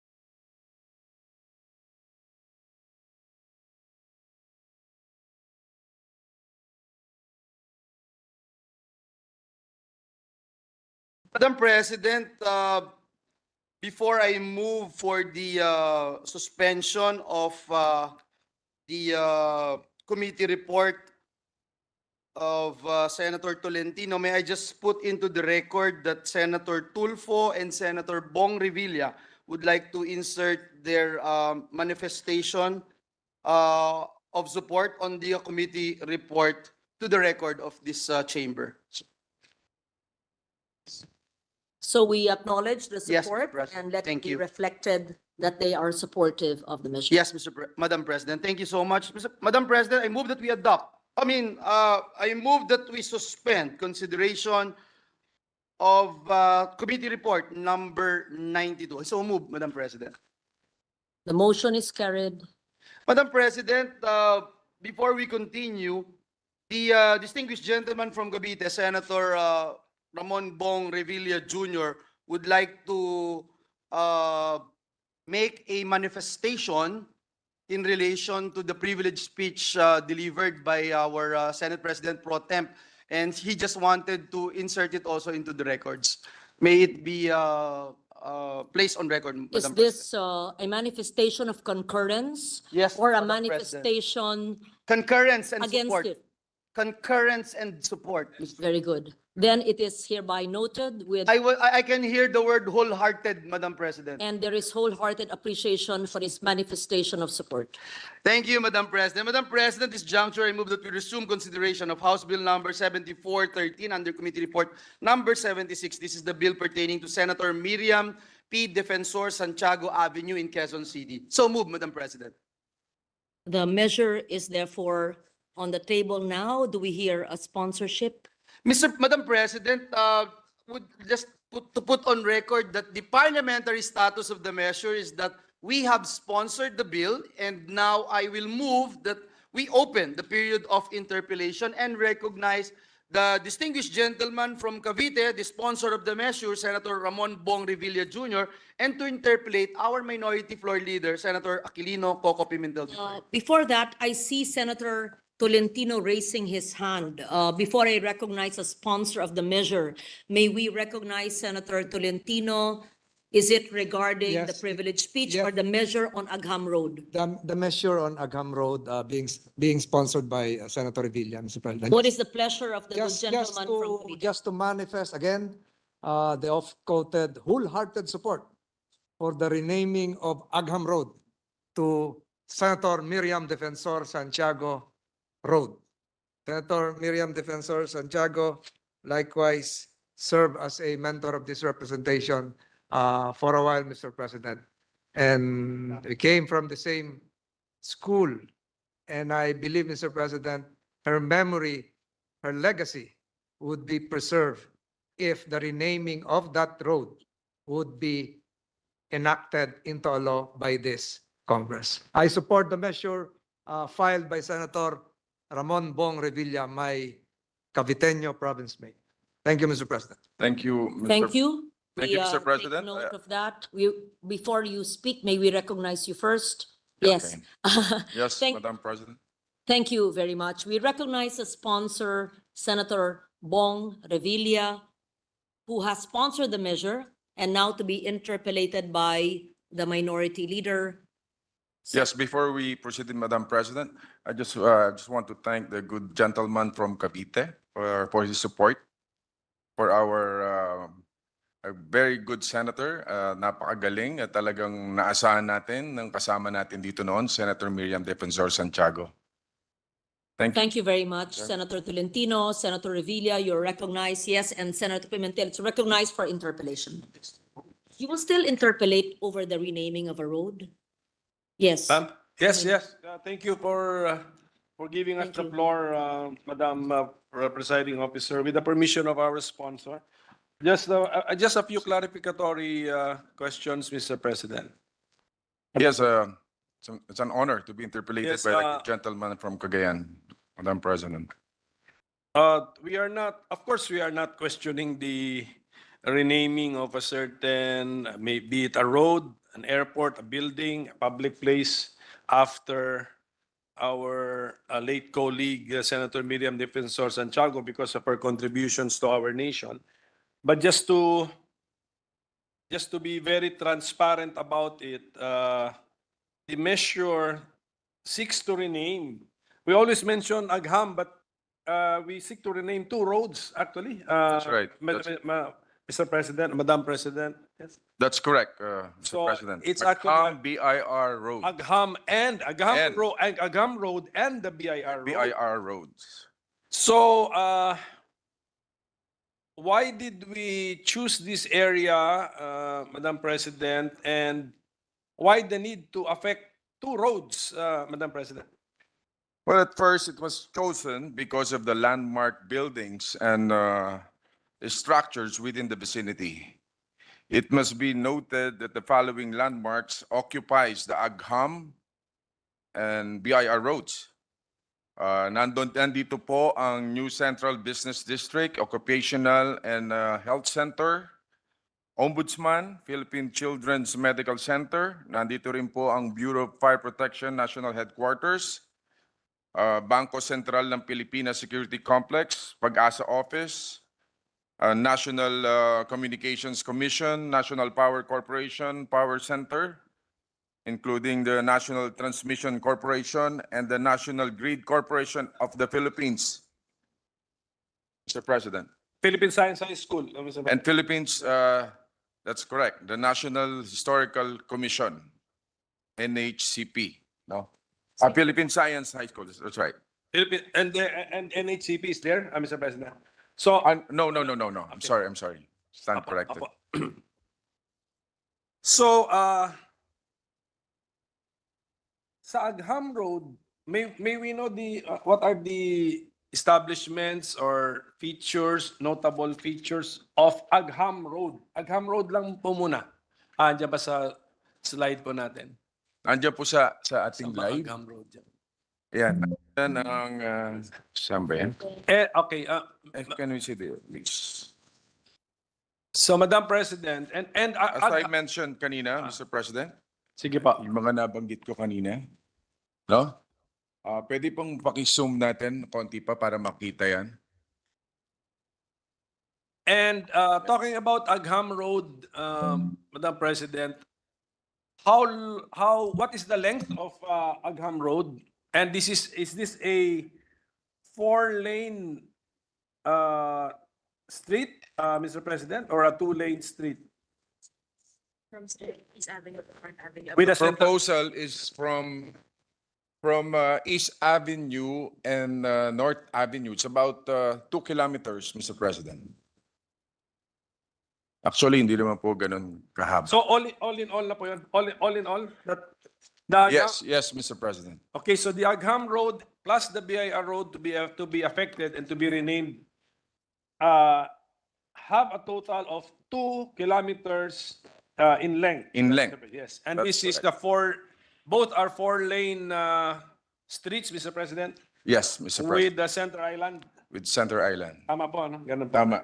Okay. That's correct, Mr. President. Sige po, wala po ba among those located there in the 2 roads or any other interested party who manifested any kind of objection or opposition to the idea of renaming these 2 roads to after Senator Miriam Defensor Santiago? Yes, Mr. President. During our hearing, ng ating committee hearing noong May 16, 2023, ng Committee on Public Works, the National Historical Commission of the Philippines, represented by the senior history researcher, Miss Christine Pulnuan, said, based on NHCP guidelines on renaming, we should wait for at least 10 years after the death of the proposed honoree to make more sober appreciation of the matter. But the purpose of waiting for at least 10 years based on the guidelines, which can in fact be superseded by a new law, is overcome by the fact that the significance of the massive contribution of Senator Miriam Defensor Santiago no longer need 10 years to be appreciated, Mr. President. Alam naman natin na lahat na hindi mapapantayan o matatawaran ang kontribusyon ni Senator Miriam sa ating bansa. Kung kaya't ang paghihintay pa ng 10 taon ay hindi po makatuwiran. The case of Senator Miriam is different in the sense that she was able to transcend generations. Nakaukit na sa kamalayan ng mga matanda at maging sa ating mga kabataan ang katauhan niya at ang mga ginawa niya para sa bayan. Even in the latter years of her life, even when her health was failing, she remained to be visible both in public events where she delivered her speeches and witty punchlines, as well as on social media. Ang nagawa niya at iniwan niyang legasiya ay hindi na dapat pinaghihintay pa ng 10 taon. And I think the whole body, no, tayo pong lahat dito ay marami sa atin nakasama si Senator Miriam. Alam natin kung ano yung kanyang talento at galing at kanyang tapang. And we should no longer delay the honor she has rightfully deserved and earned, Mr. President. So thank you about that, Madam President. Meaning to say that the NHCP representative just reminded us, hindi naman po yata ano yun, hindi naman siya reminder lang na meron Yeah, nakasulat sa recommendatory batas. lamang po. Opo, na- reminder. Opo. Pero I think ang interpretation naman natin ng batas na to, yung 10 years, parang guideline po. I mean, hindi naman siya, it doesn't mean na kung meron tayong pinangalan na isang public place after someone who has died less than 10 years from the act of Congress renaming such a public place, it doesn't mean that that is questionable or invalid or void. No? That's correct, So guidelines Mr. lang President. po yun. And then, so how about from the scientific community, Madam President? Meron po ba silang kasulatan o komunikasyon sa committee? Yeah, many government offices are. Okay. There was also a position paper submitted after the hearing by the Philippine Science High School National Alumni Association, appealing against the passage of the proposed measure because of the possible loss of recognition to PSHS students and staff and the country's commitment to scientific pursuit and discovery in general, which were recognized in the naming of Agham Road. Many government offices are within the vicinity, Mr. President. That is what inspired the proponents of the measure is in choosing Agham Road. Suportado din po ito ng Quezon City LGU ni Mayor Belmonte at maging ang kanyang mga councilors, no? At sa katotohanan nagpasa po sila ng resolution upang hikayatin ng House of Representatives maging ang Senado para ipasa ito. Nawa ang buhay ni Senator Miriam ay maging tanglaw ng marami nating lingkod bayan at kawani ng gobyerno upang magsilbi ng tapat sa tungkulin at mandato. In renaming the said road to honor the life and legacy of Senator Miriam, we are not eclipsing the contribution of people of science. Bagkus ay ginagawa natin itong paalala sa lahat ng mamamayan na ang kahalagahan ng integridad sa serbisyo at buhay ng karangalan ay hindi din dapat isinasantabi. Besides, if we look at the history of Agham Road, the only reason it was named as such is the fact that there are 3 Department of Science and Technology lots within the vicinity, one of which is occupied by the Philippine Science High School main campus, which is now opposing the measure. For 6 years after its establishment in 1964, the PSHS-MC first occupied a vacant GSIS compound before it was permanently moved to its current spot on Agham Road in 1970. Ang ating pong sinasabi po ay hanggang sa nakatirik ang PSHS-MC dyan sa lote na yan, ay hindi natin mabubura sa kasaysayan ang galing at husay ng mga scientifico natin. We are not pushing for the contributions of our science scholars to be erased in history.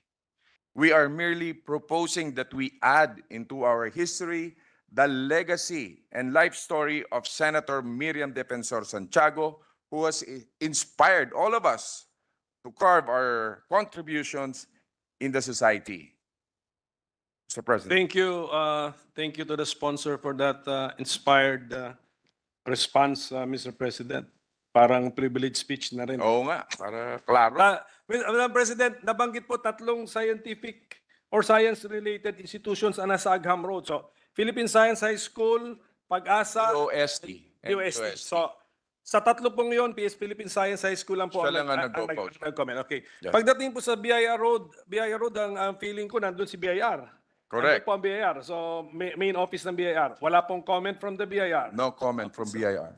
So I think, Mr. President, and that 10-year period is the only thing that the National Historical Commission of the Philippines brought before the committee. Yun lang po ang Yeah, sinabi nila. No? Merely recommendatory lang. Kasi po. Senator Miriam died, It's not actually opposing, no? Recommendatory lang.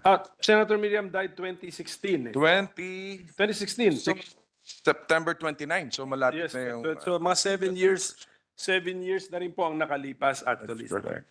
So, Mr. President, at any rate, ang maapektuhan lang yung address lang ng Philippine Science High School. That's So, correct. maybe we can find a way through the budget to support the Philippine Science High School. Yes, tama Diba? po. Sa edukasyon Yes, edukasyon, that's sa right. content po ng kanilang mga at saka activities ng kanilang mga estudyante. That's correct. So, Mr. President, Madam President, we join the sponsor in this measure to give honor and to remember, of course, our colleague, Senator Miriam Defensor Santiago, who was my professor, actually, Oh. constitutional law in the UP College of Law. So, it was fun being under her, Mr. President, while she was the immigration commissioner. Yun yung time na she was eating, ano yun sabi niya? Death threats for breakfast. Yun po naalala ko sa time na yun. Opo.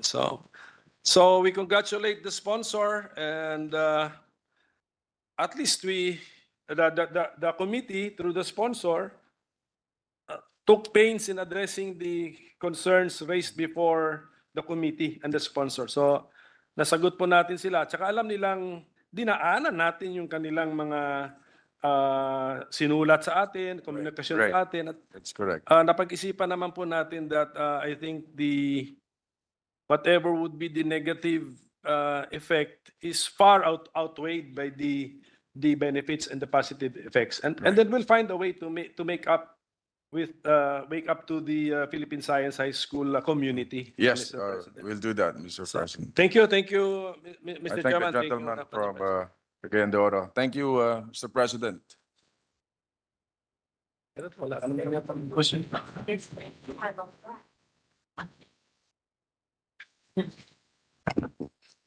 Chris na? Are they done? Yeah. Are they suspending the?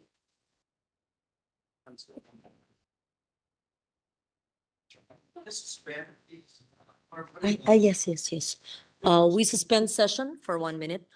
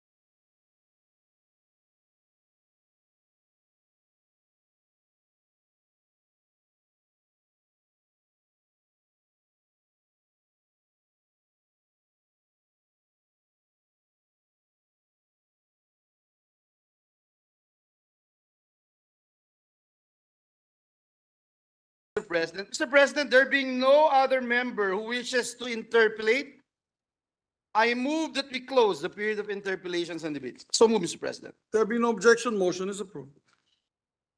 Mr. President, with the consent of the body, Are there any committee amendments or?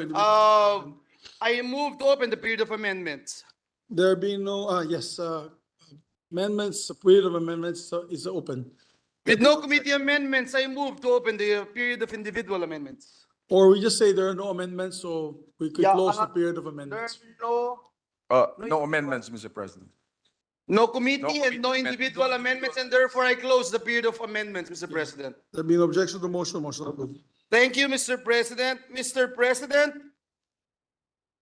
with the consent of the chamber, I move that we approve on second reading House Bill number 7413. I so move, Mr. President. There be no objection, motion is approved. House Bill number 7413 is approved on second reading. Thank you very much, Mr. President. Let me just take this opportunity to thank our good colleague for sponsoring this measure. This representation is the principal author, Mr. President, of this particular measure. And we obviously know, Mr. President, why it's deserving to name this particular road to our dear Senator Miriam Defensor Santiago. Yes. Thank you very much, Mr. President. And if we can be made co-sponsors, I know it's a local bill, if we can all be made co-sponsors. Yes, of the Mr. measure. President. Yes, I see the With the sponsor permission nodding. of his the head. chairperson. Yes, yes. Yes, Mr. It's an President. honor, Mr. President. Actually, Mr. President, ang ating mga, on the part of the Senate, the following senators have filed bills also on the subject matter. Angara, Cayetano, Lapid, Villanueva, Tolentino, and Cynthia Villar. And of course, myself. Thank you very much. All Thank you. members of the Senate na. So we suspend. Yes, Mr. President, I move that we suspend consideration of House Bill number 7413. So move, Mr. President. There be no objection, motion is approved. Mr. Majority Leader, is it okay if I just go back to the report? Please, of, Mr. President. Yeah, on Senator the Tolentino? committee report Number 92. of Senator Francis Tolentino, Mr. President. Yes, if I may also just read to the record my statement, thanking our hardworking chairperson of the Committee on Justice and Human Rights, Senator Francis Tol Tolentino, for submitting this comprehensive committee report on the death of John Matthew Salilig last February. Was hazed by the members of the Tau Gamma Phi fraternity. We welcome the recommendations of the committee to amend our Anti-Hazing Act of 2018 with regard to culpability of fraternities, sororities, and organizations found in violation of the law. We agree that beyond the individuals involved in hazing, fraternities and sororities must also be held responsible for allowing and even encouraging these violent practices in the first place. It is shameful that many groups still continue to perpetrate cruelty and harm under the guise of brotherhood and community. We had hoped to put a stop to this with the strengthened anti-hazing law of 2018 after the death of Acho Castillo, whose family is a very good friend of mine. But still, there are many fraternities and sororities who have just found more covert ways of carrying out their illegal hazing. As such, we support the recommendations of the committee towards eliminating this culture of violence once and for all and bringing justice to John Matthew and the many, many other bright young people we have lost to hazing. So once again, maraming salamat, my dear sponsor, Senator Tolentino. Yes, Majority Mr. Leader. President. Thank you, Mr. President. If I may also make a short manifestation, I made a very, very short statement a while ago when this representation was the OIC presiding officer, Mr. President, considering that this representation is also a member of Tau Gamma Phi. Mr. President, we never ask any favor or meddle with the members and the committee report submitted to this August chamber. I will say it again, Mr. President, that words are not enough to express the anger we felt with what happened to our dear brother, John Matthew Salilig and his family. He is a brother. He is already a member of Tau Gamma Phi. Ito po ay welcoming rights lang, Ginoong Pangulo. Kaya wala pong kapatawaran ang pagpaslang at pagkitil sa kanyang buhay. We sought a stronger anti-hazing policy in 2018 when we deliberated and discussed the amendments to then Republic Act number 8049 or the Anti-Hazing Act of 1995. This eventually became Republic Act number 11053 or the Anti-Hazing Law of 2018. Pet bill niyo po ito, Ginoong Pangulo, Senator Migs. Mariin po nating kinukundina ang karahasan sa iba't ibang mga organisasyon, Mr. President. The strength of the ties of brotherhood or sisterhood is and cannot be measured, Mr. President, by violence. Claiming otherwise is hinged on blind faith, Mr. President.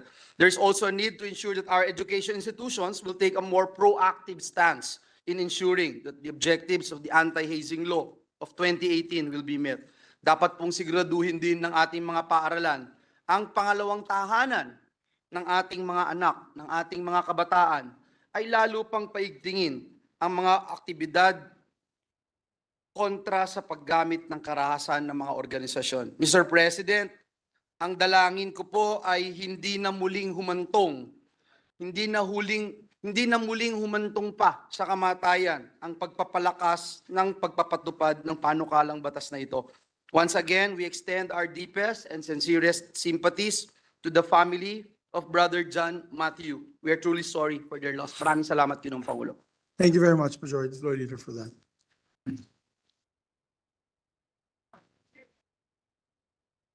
Mr. President, I move for a minute suspension. Session suspended.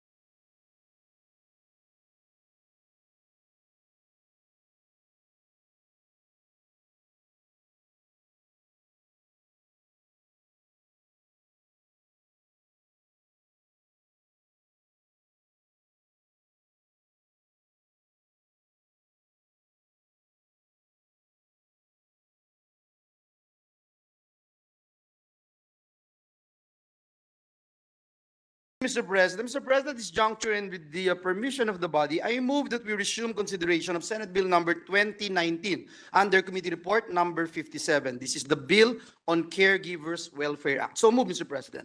Is there any objection? Hearing none, the motion is carried. Thank you, Mr. President. The parliamentary status of the measure is that we are in the period of interpellations and debate.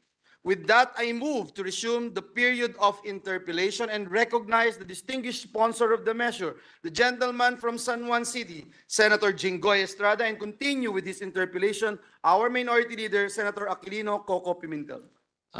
The period of interpellation is resumed for Senate Bill number 2019 under Committee Report number 57, and we recognize the very dapper sponsor, Senator Jinggoy Estrada, and to interpellate the brilliant Minority Leader, bar top-notcher, lawyer extraordinaire, Senator Coco Pimentel. Maraming salamat po, Ginoong Pangulo ng Senado. Ano ba? Well, kung pwede ko ipagpatuloy yung aking pagtatanong, Ginoong Pangulo. Sa pong karangalan, Sige Ginoong po. Pangulo. Ito po, ito'y pagpapatuloy na lamang. So hindi ko na po ulitin yung mga natanong ko nung sa huli nating pagkakataon. At sa pagkakaalam namin na Ginoong Pangulo, meron ng mga caregivers tayo ngayon.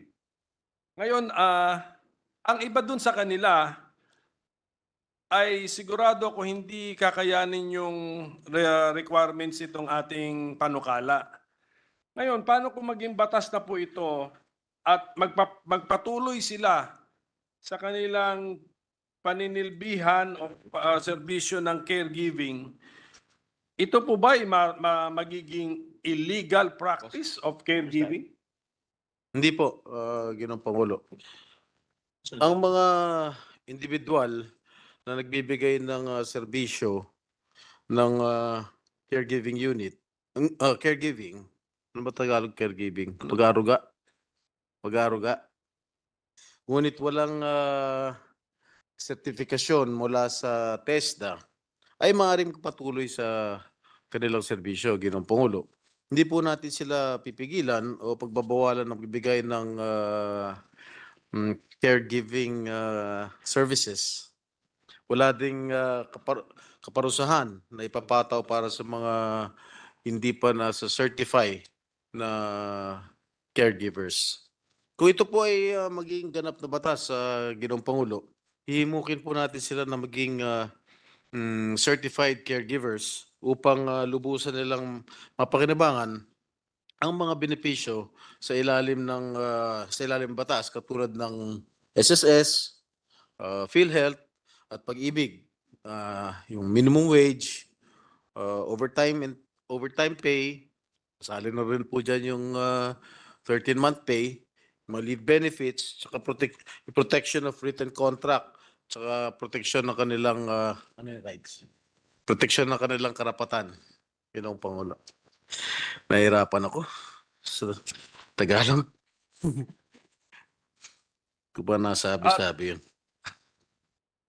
Naintindihan ko po yung plano, pero paano po natin gagawin yun na bibigyan sila ng insentibo? Kasi ang premise ng tanong ko, ngayon pa lang taga-aruga na sila caregiver na sila Opo. So they are free, nakatrabaho sila, may sweldo. Ngayon may bago tayong batas na meron tayong requirement na ganito.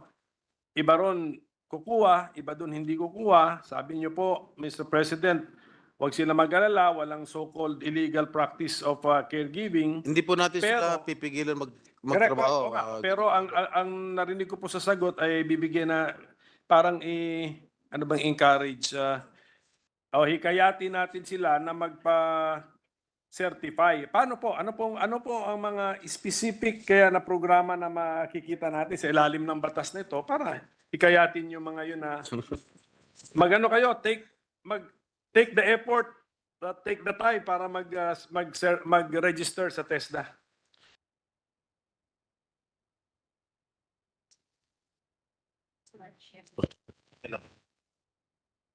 Tagalog, English na naman to eh. Ah, hirap Tagalogin ito. Una-una, pwede translate sa Tagalog to. Unang-una, yung test na po, mandated po under Section 32 ng Republic Act 7796 o yung Test Act of 1994 para rumusponde sa to respond to the country's technical education and skills development needs by adopting a system of allocation and funding of scholarship grants. The agency has various scholarship grants currently being implemented, namely the Private Education Student Financial Assistance or IMPESFA, which offers Care Health, Mr. President, caring in the newer normal education grants to qualified and serving college freshmen, both in degree and non-degree courses established through Section 8 of Republic Act 8545, or the Expanded Government Assistance to Students and Teachers in Private Education Act. Letter B, Training for Work Scholarship, or TWSP. This program provides immediate interventions to meet the need for highly critical skills. This program has twofold objectives, Mr. President. First is to purposively drive the technical vocational education and training provision to available jobs through incentives and appropriate training programs that are directly connected to existing jobs for immediate employment, both locally and overseas, and to build and strengthen the capacity and capability of the TVET institutions in expanding and improving the delivery of quality, efficient, and relevant training programs that meet job requirements, including programs for higher levels of technology. Letter C, Special Training for Employment Program, or STEP, which offers free training and competency assessment, starter tool kits, and a daily training allowance for the training's duration. And lastly, under Republic Act number 10931, or Universal Access to Quality Tertiary Education Act, which provides free technical vocational educational training in post-secondary technical vocational institutions. Sa madaling salita, para makahikayat sila pa-certify, meron mga scholarships o subsidiya mula po sa ating gobyerno, ganun Pangulo. Sige po, and then ang in charge ay TESDA. Opo. Klaro po ba yun sa ating panukala? Nandun ba sa panukala natin? Opo. Anong section po natin mahanap yun na Section. parang TESDA, ikaw ang taga-tupad ng batas na ito. TESDA, gawin mo to lahat. Gawin mo ng lahat Anong ng section? makakaya mo para mahikayat ang mga kasalukuyang caregivers na kulang sa registration or accreditation na dumaan sila sa proseso.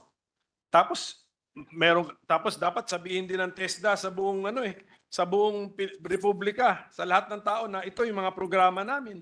Parang kulang tayo sa kaalaman eh. So ano yung pwede nilang makuha sa TESDA? Mahanap po ito sa unang sa inyong katanungan, Ginong Pangulo, sa Section 3, letter A, subsection II.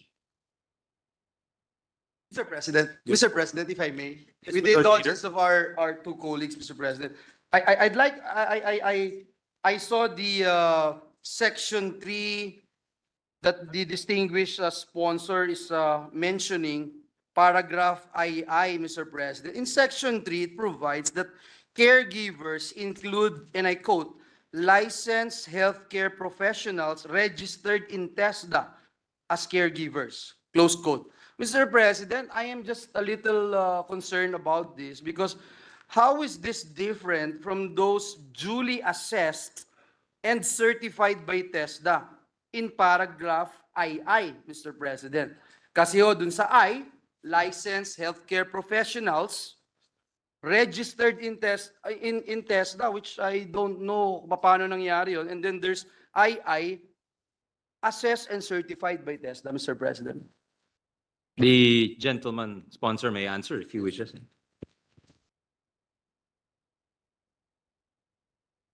Because, Mr. President, TESDA only assesses and certifies caregivers or students, Mr. President, but they are never giving licenses, Mr. President. The one in charge in giving licenses would be the PRC, Mr. President. Perhaps, Mr. President, at the proper time, this representation would just introduce an amendment to reflect this particular provision, Mr. President. What is President- the wish of Mr. the President, we sponsor? will have in the proper time, in the period of amendments, we will have to amend the section 3, letter A, subsection I, Mr. President. Thank you, Mr. President. Thank you. Thank you. Thank you, Majority So Leader. thank you for that clarification and the manifestation from our sponsor. Yes, Hindi ko alam, hindi ko alam about kung the- nababaguhin pala. about the wisdom of Can- the former head of Can we get an idea, Mr. President, on how the sponsor, According to Senator Recto, the best head TESDA ever had. May wish ho siya na regarding but never mind. Regarding Senator Joe. What's the wish, Mr. President? Because I can also change my mind and perhaps Just like Senator Recto wishes to return to the Senate, he wishes you would return to your the agency you formerly headed, Your Honor. As if he is not listening, Mr. President. As if he's not, Listening, Mr. President, the sponsor of the measure. he's buying time. Yeah. sige. Yes, Okay, go ahead. Mr. Go ahead, President, if I may continue. Yes, If please. the sponsor doesn't mind, can we get an idea how 3AI Well, will be amended, Mr. President?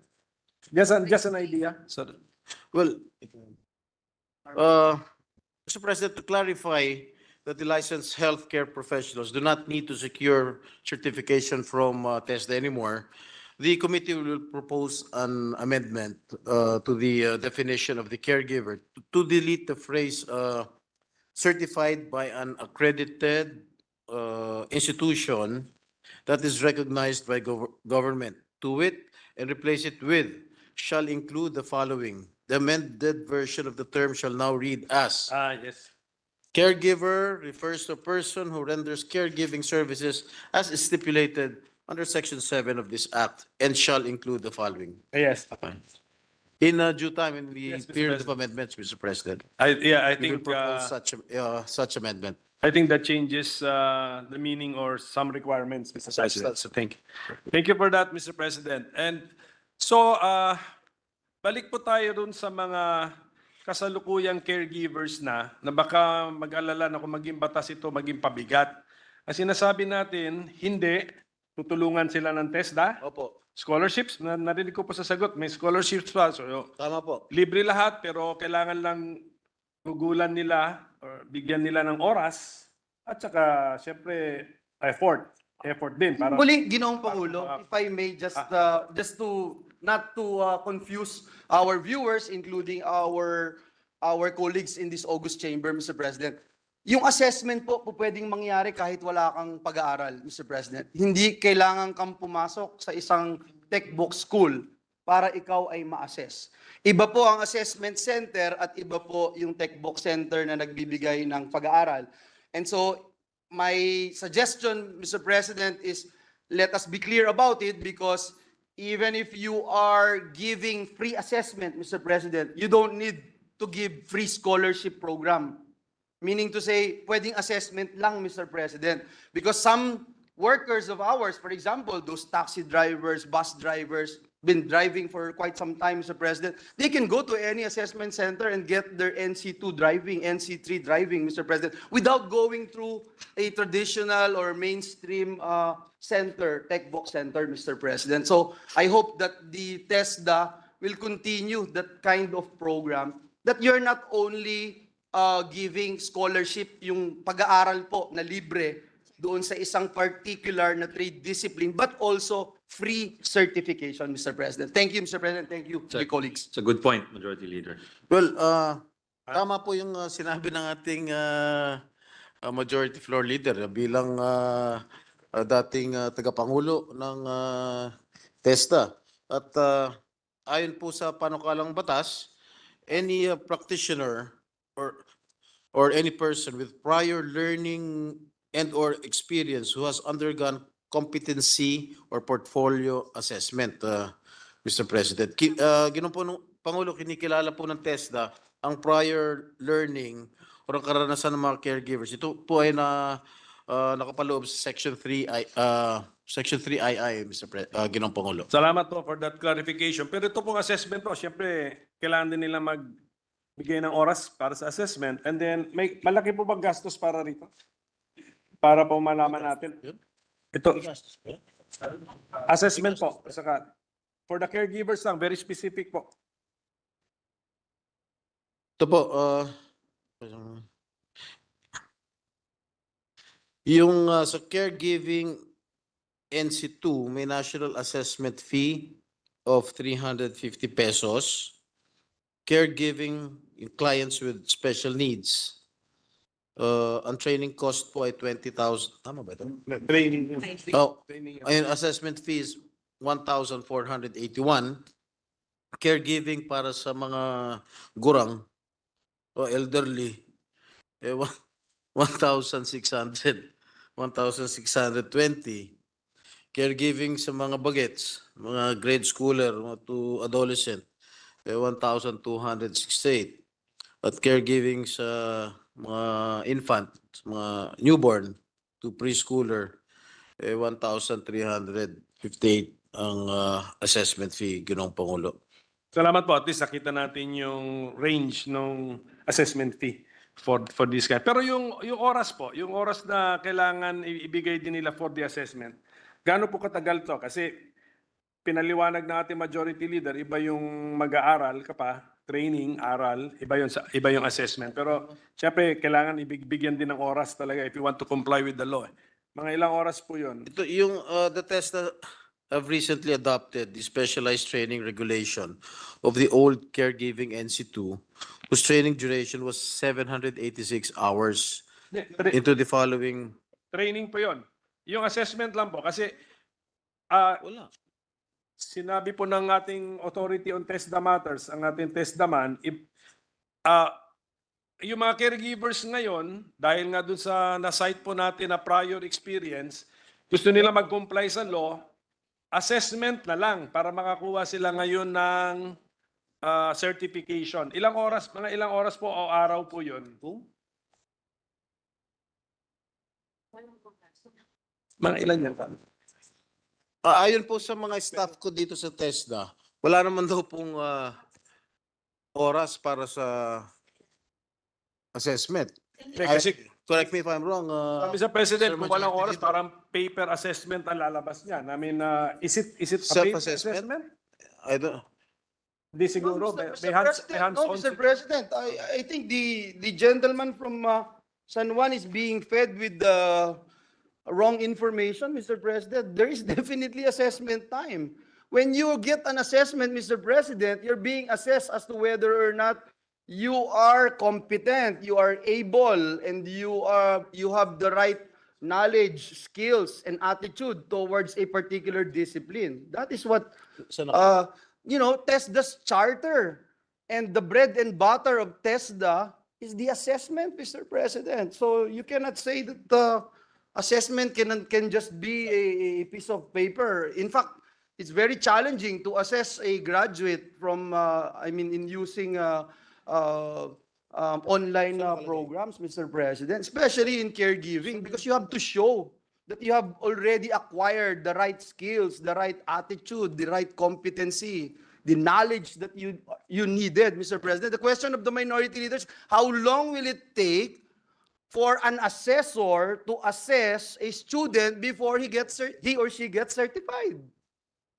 Well, thank you, Mr. Majority Leader, and I think you're right. The staff here of TESDA fed me the wrong information, but they corrected it already.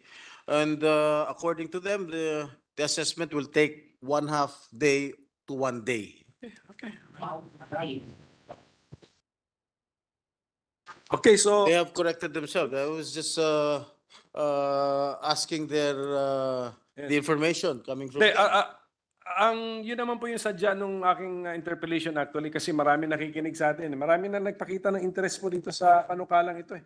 Sa mga, especially yung mga kasalukuyang nagbibigay ng caregiving services. So, kung nasundan nila yung ating interpellation ngayon, alam na nila yung cost, alam na rin nila yung more or less ilan yung oras o araw na kailangan nilang ibigay para makakomply sa batas. So, Mr. President,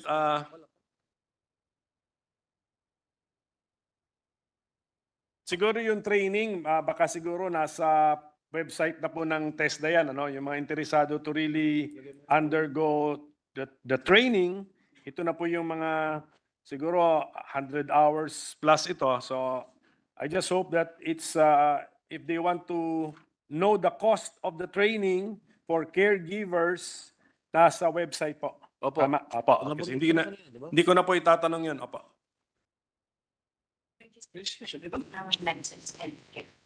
Giving me false information. Kasi meron po silang PA1. Mas mura na yun. But mas mura, licensed healthcare na. Okay na. Ano po sila na? Meron po tayong yung mga licensed healthcare practitioners, when they register, yung sa 3A1 natin, meron din pong fee po yon, ano? And can we also get the range for that, yung registration fee? Yung alin po? Yung mga licensed healthcare professionals, when they register as caregivers sa TESDA, meron din po bang fee? And then can we get the range of the fees? Wala na po. Wala na. Okay, that's good news. That's good news to all of these people na meron lisensyado na po ng PRC and then they want to practice caregiving. Magpapalista na lang po sila. Thank you po. Apo. So sa Section 19 po, Mr. President, termination of contract. Napansin lang po namin itong Sections 19 and 20, ang paggamit ng salitang infliction, parehas sa Section 19, paragraph E, the infliction of any disease prejudicial to the health of the caregiver by the client, the employer, or any member of the household. And then sa Section 20, paragraph F, andun din po yung the infliction by the caregiver of any disease prejudicial to the health of the client, the employer, or any member of the household.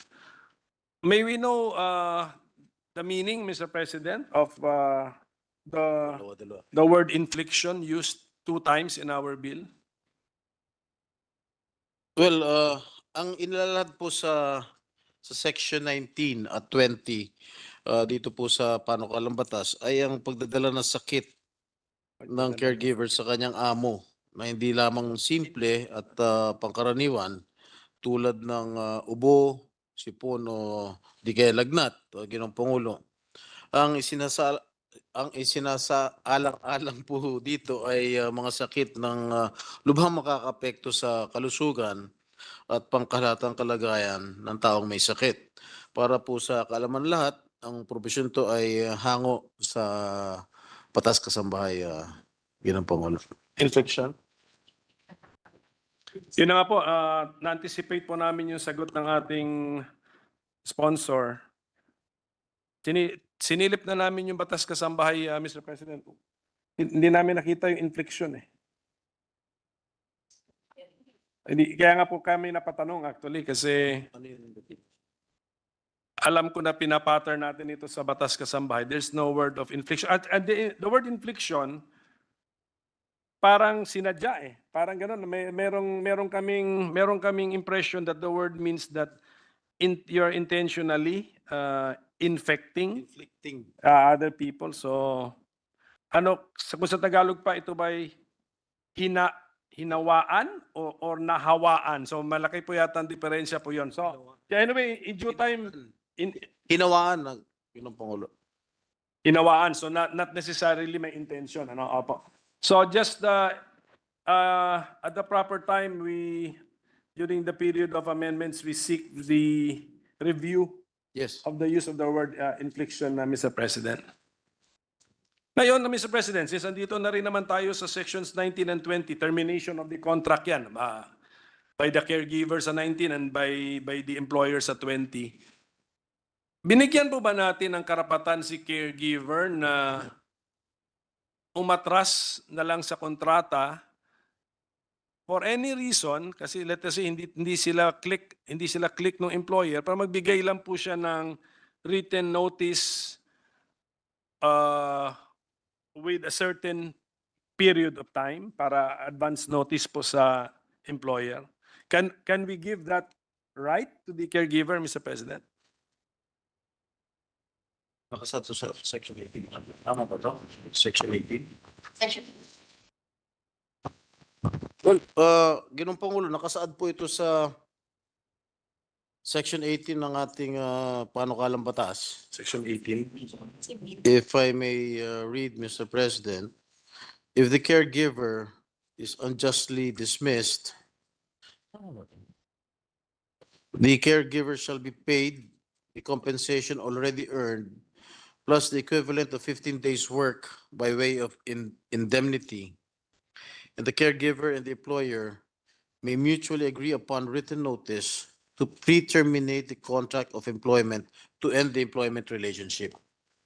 And Mr. President, the provisions of the labor code regarding the voluntary termination, Mr. President, will still have to apply, Mr. President. and what would be provided in the labor code, Mr. President, that we have not yet covered in this bill, Mr. President? Ang hinahanap ko, Mr. President, is yung scenario na doon si caregiver, pumasok sa kontrata for a certain period of time, but there is something wrong. I mean, gusto na niyang umalis kasi hindi talaga masaya hindi siya masaya. I mean, yung chemistry, wala yung chemistry with the employer, pero hindi natin sinasabi na may Naintindihan ko po kung minumura siya o ano. naintindihan ko po kung saan po kayo nanggagaling. Pero bigyan niyo po ako ng 2 minuto para mahanap po yung provision sa ilalim po ng labor code, Ginoong Pangulo. So, can we have a minute suspension, Mr. President? Majority Leader? Session is suspended.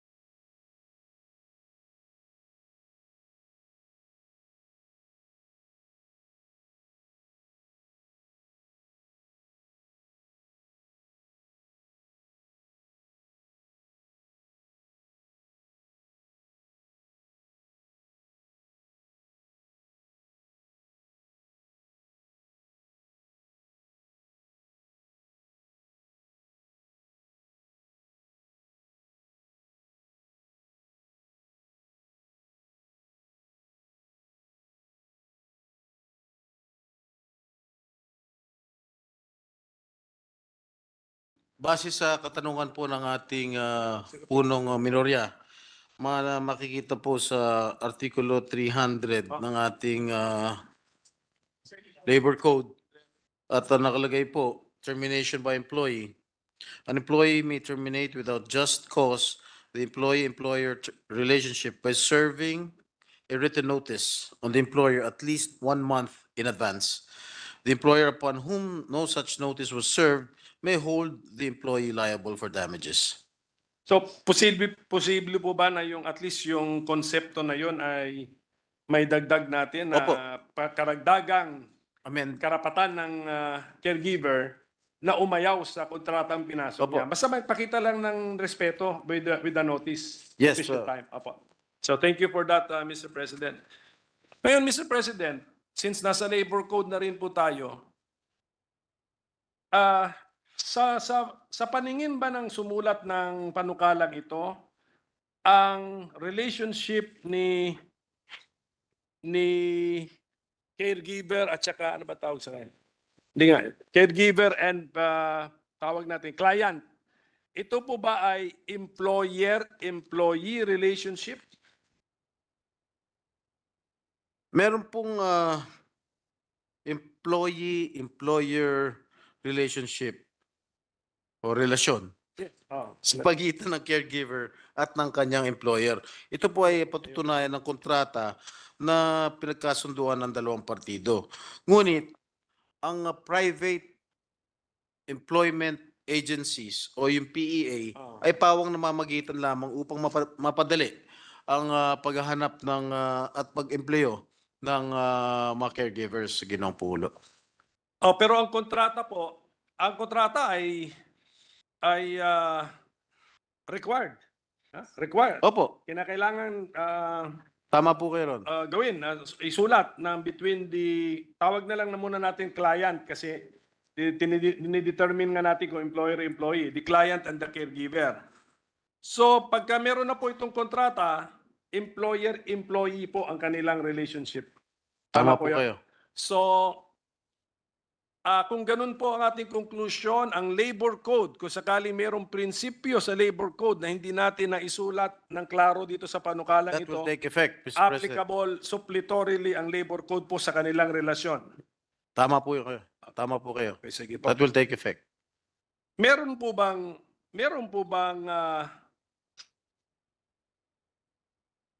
posibilidad na sa relasyon na yon ay meron posibleng non-labor issue between the client, patient, and the caregiver? Or sa lahat ng katanungan sa kanilang relasyon ay automatically labor issue po yon? Ano example ng non-labor? Criminal case? Kung meron pong kasong kriminal, Ginoong Pangulo, katulad ng pagnanakaw, siguro Tama. pag pananakit, pag meron mga kasong kriminal, Ginoong Pangulo. Tama. Tapos yung mga aksyon po na yon na base ng criminal action ay pwede ring dahilan sa termination. Apa. Tama po yun. Apa. So last question na lang po kasi meron pong section 25 on penalties. So very specific po ito.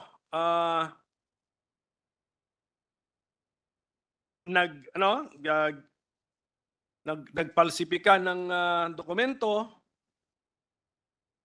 na meke.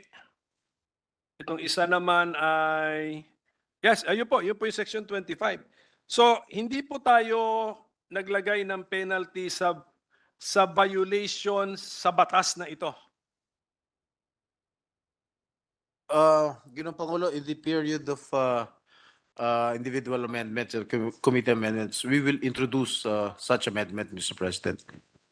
Pero hinahinay lang po tayo na lang sa kung pwede po maghinay-hinay lang tayo sa paglagay ng parusa kung pwede nga wala na on the caregivers na let us say nagpatuloy sa pagbibigay ng caregiving services kahit hindi po sila 100% compliant sa ating panukala. So kung pwede po sana no Opo. na Your suggestion is well taken, Yes. Mr. President. yan po yung babantayan ko po. Kung meron po tayong mga panukalang ganon ay baka po magdiskusyon pa po tayo. Kami po ikukonsulta sa inyo, Ginoong Pangulo. Salamat po. Tayo po ay medyo hilo sa entrance ng ating Senate President dahil sa tayo Rarampa din ba yan? Rarampa rin si SP? Sige po, medyo siguro iyon ay parang reminder na meron pa po mga pupuntahang Event. appointments ang ating mga kasama rito sa Senado na very important appointment. Anyway, tapos na rin po naman ako at naklaro na po Maraming sa akin. maraming salamat po. Punong- Congratulations to our sponsor and thank you for your patience, Thank you. sponsor. Thank you. What's the pleasure of the sponsor? I still want to continue, Mr. President. Does anyone want to continue with you, dear sponsor? No, I'm just kidding. Majority Leader, I think we should recognize the Senate President's new look. Mr. President, none of us recognize the gentleman who came here, Mr. President. It looks like the head of the, it looks like the chief of staff of the AFP. I thought the gentleman from Cuba came in, Mr. President. Mr. President, kidding aside, I will move to suspend consideration of Senate Bill number 2019 under Committee Report number 57. So move, Mr. President. Any objection? There being none, consideration of Senate Bill number 2019 is hereby suspended. Thank you, Mr. President. This is just administrative matters that I'd like to raise, Mr. President. With the permission of the body, I move that we dispense with the reading of the Journal of the 7th Session, Monday, August the 7th, 2023, and consider the same as approved. Any objection? There being none, reading is dispensed with and the same is approved. Mr. President, thank you. With the permission of the body, I move that we proceed to the Senate President's designation of Senate conferees to the Bicameral Conference Committee on the Disagreeing Provisions on Senate Bill number 2165 and House Bill number 7006, entitled Automatic Income Classification of Local Government Units Act. So move, Mr. President. Any objection?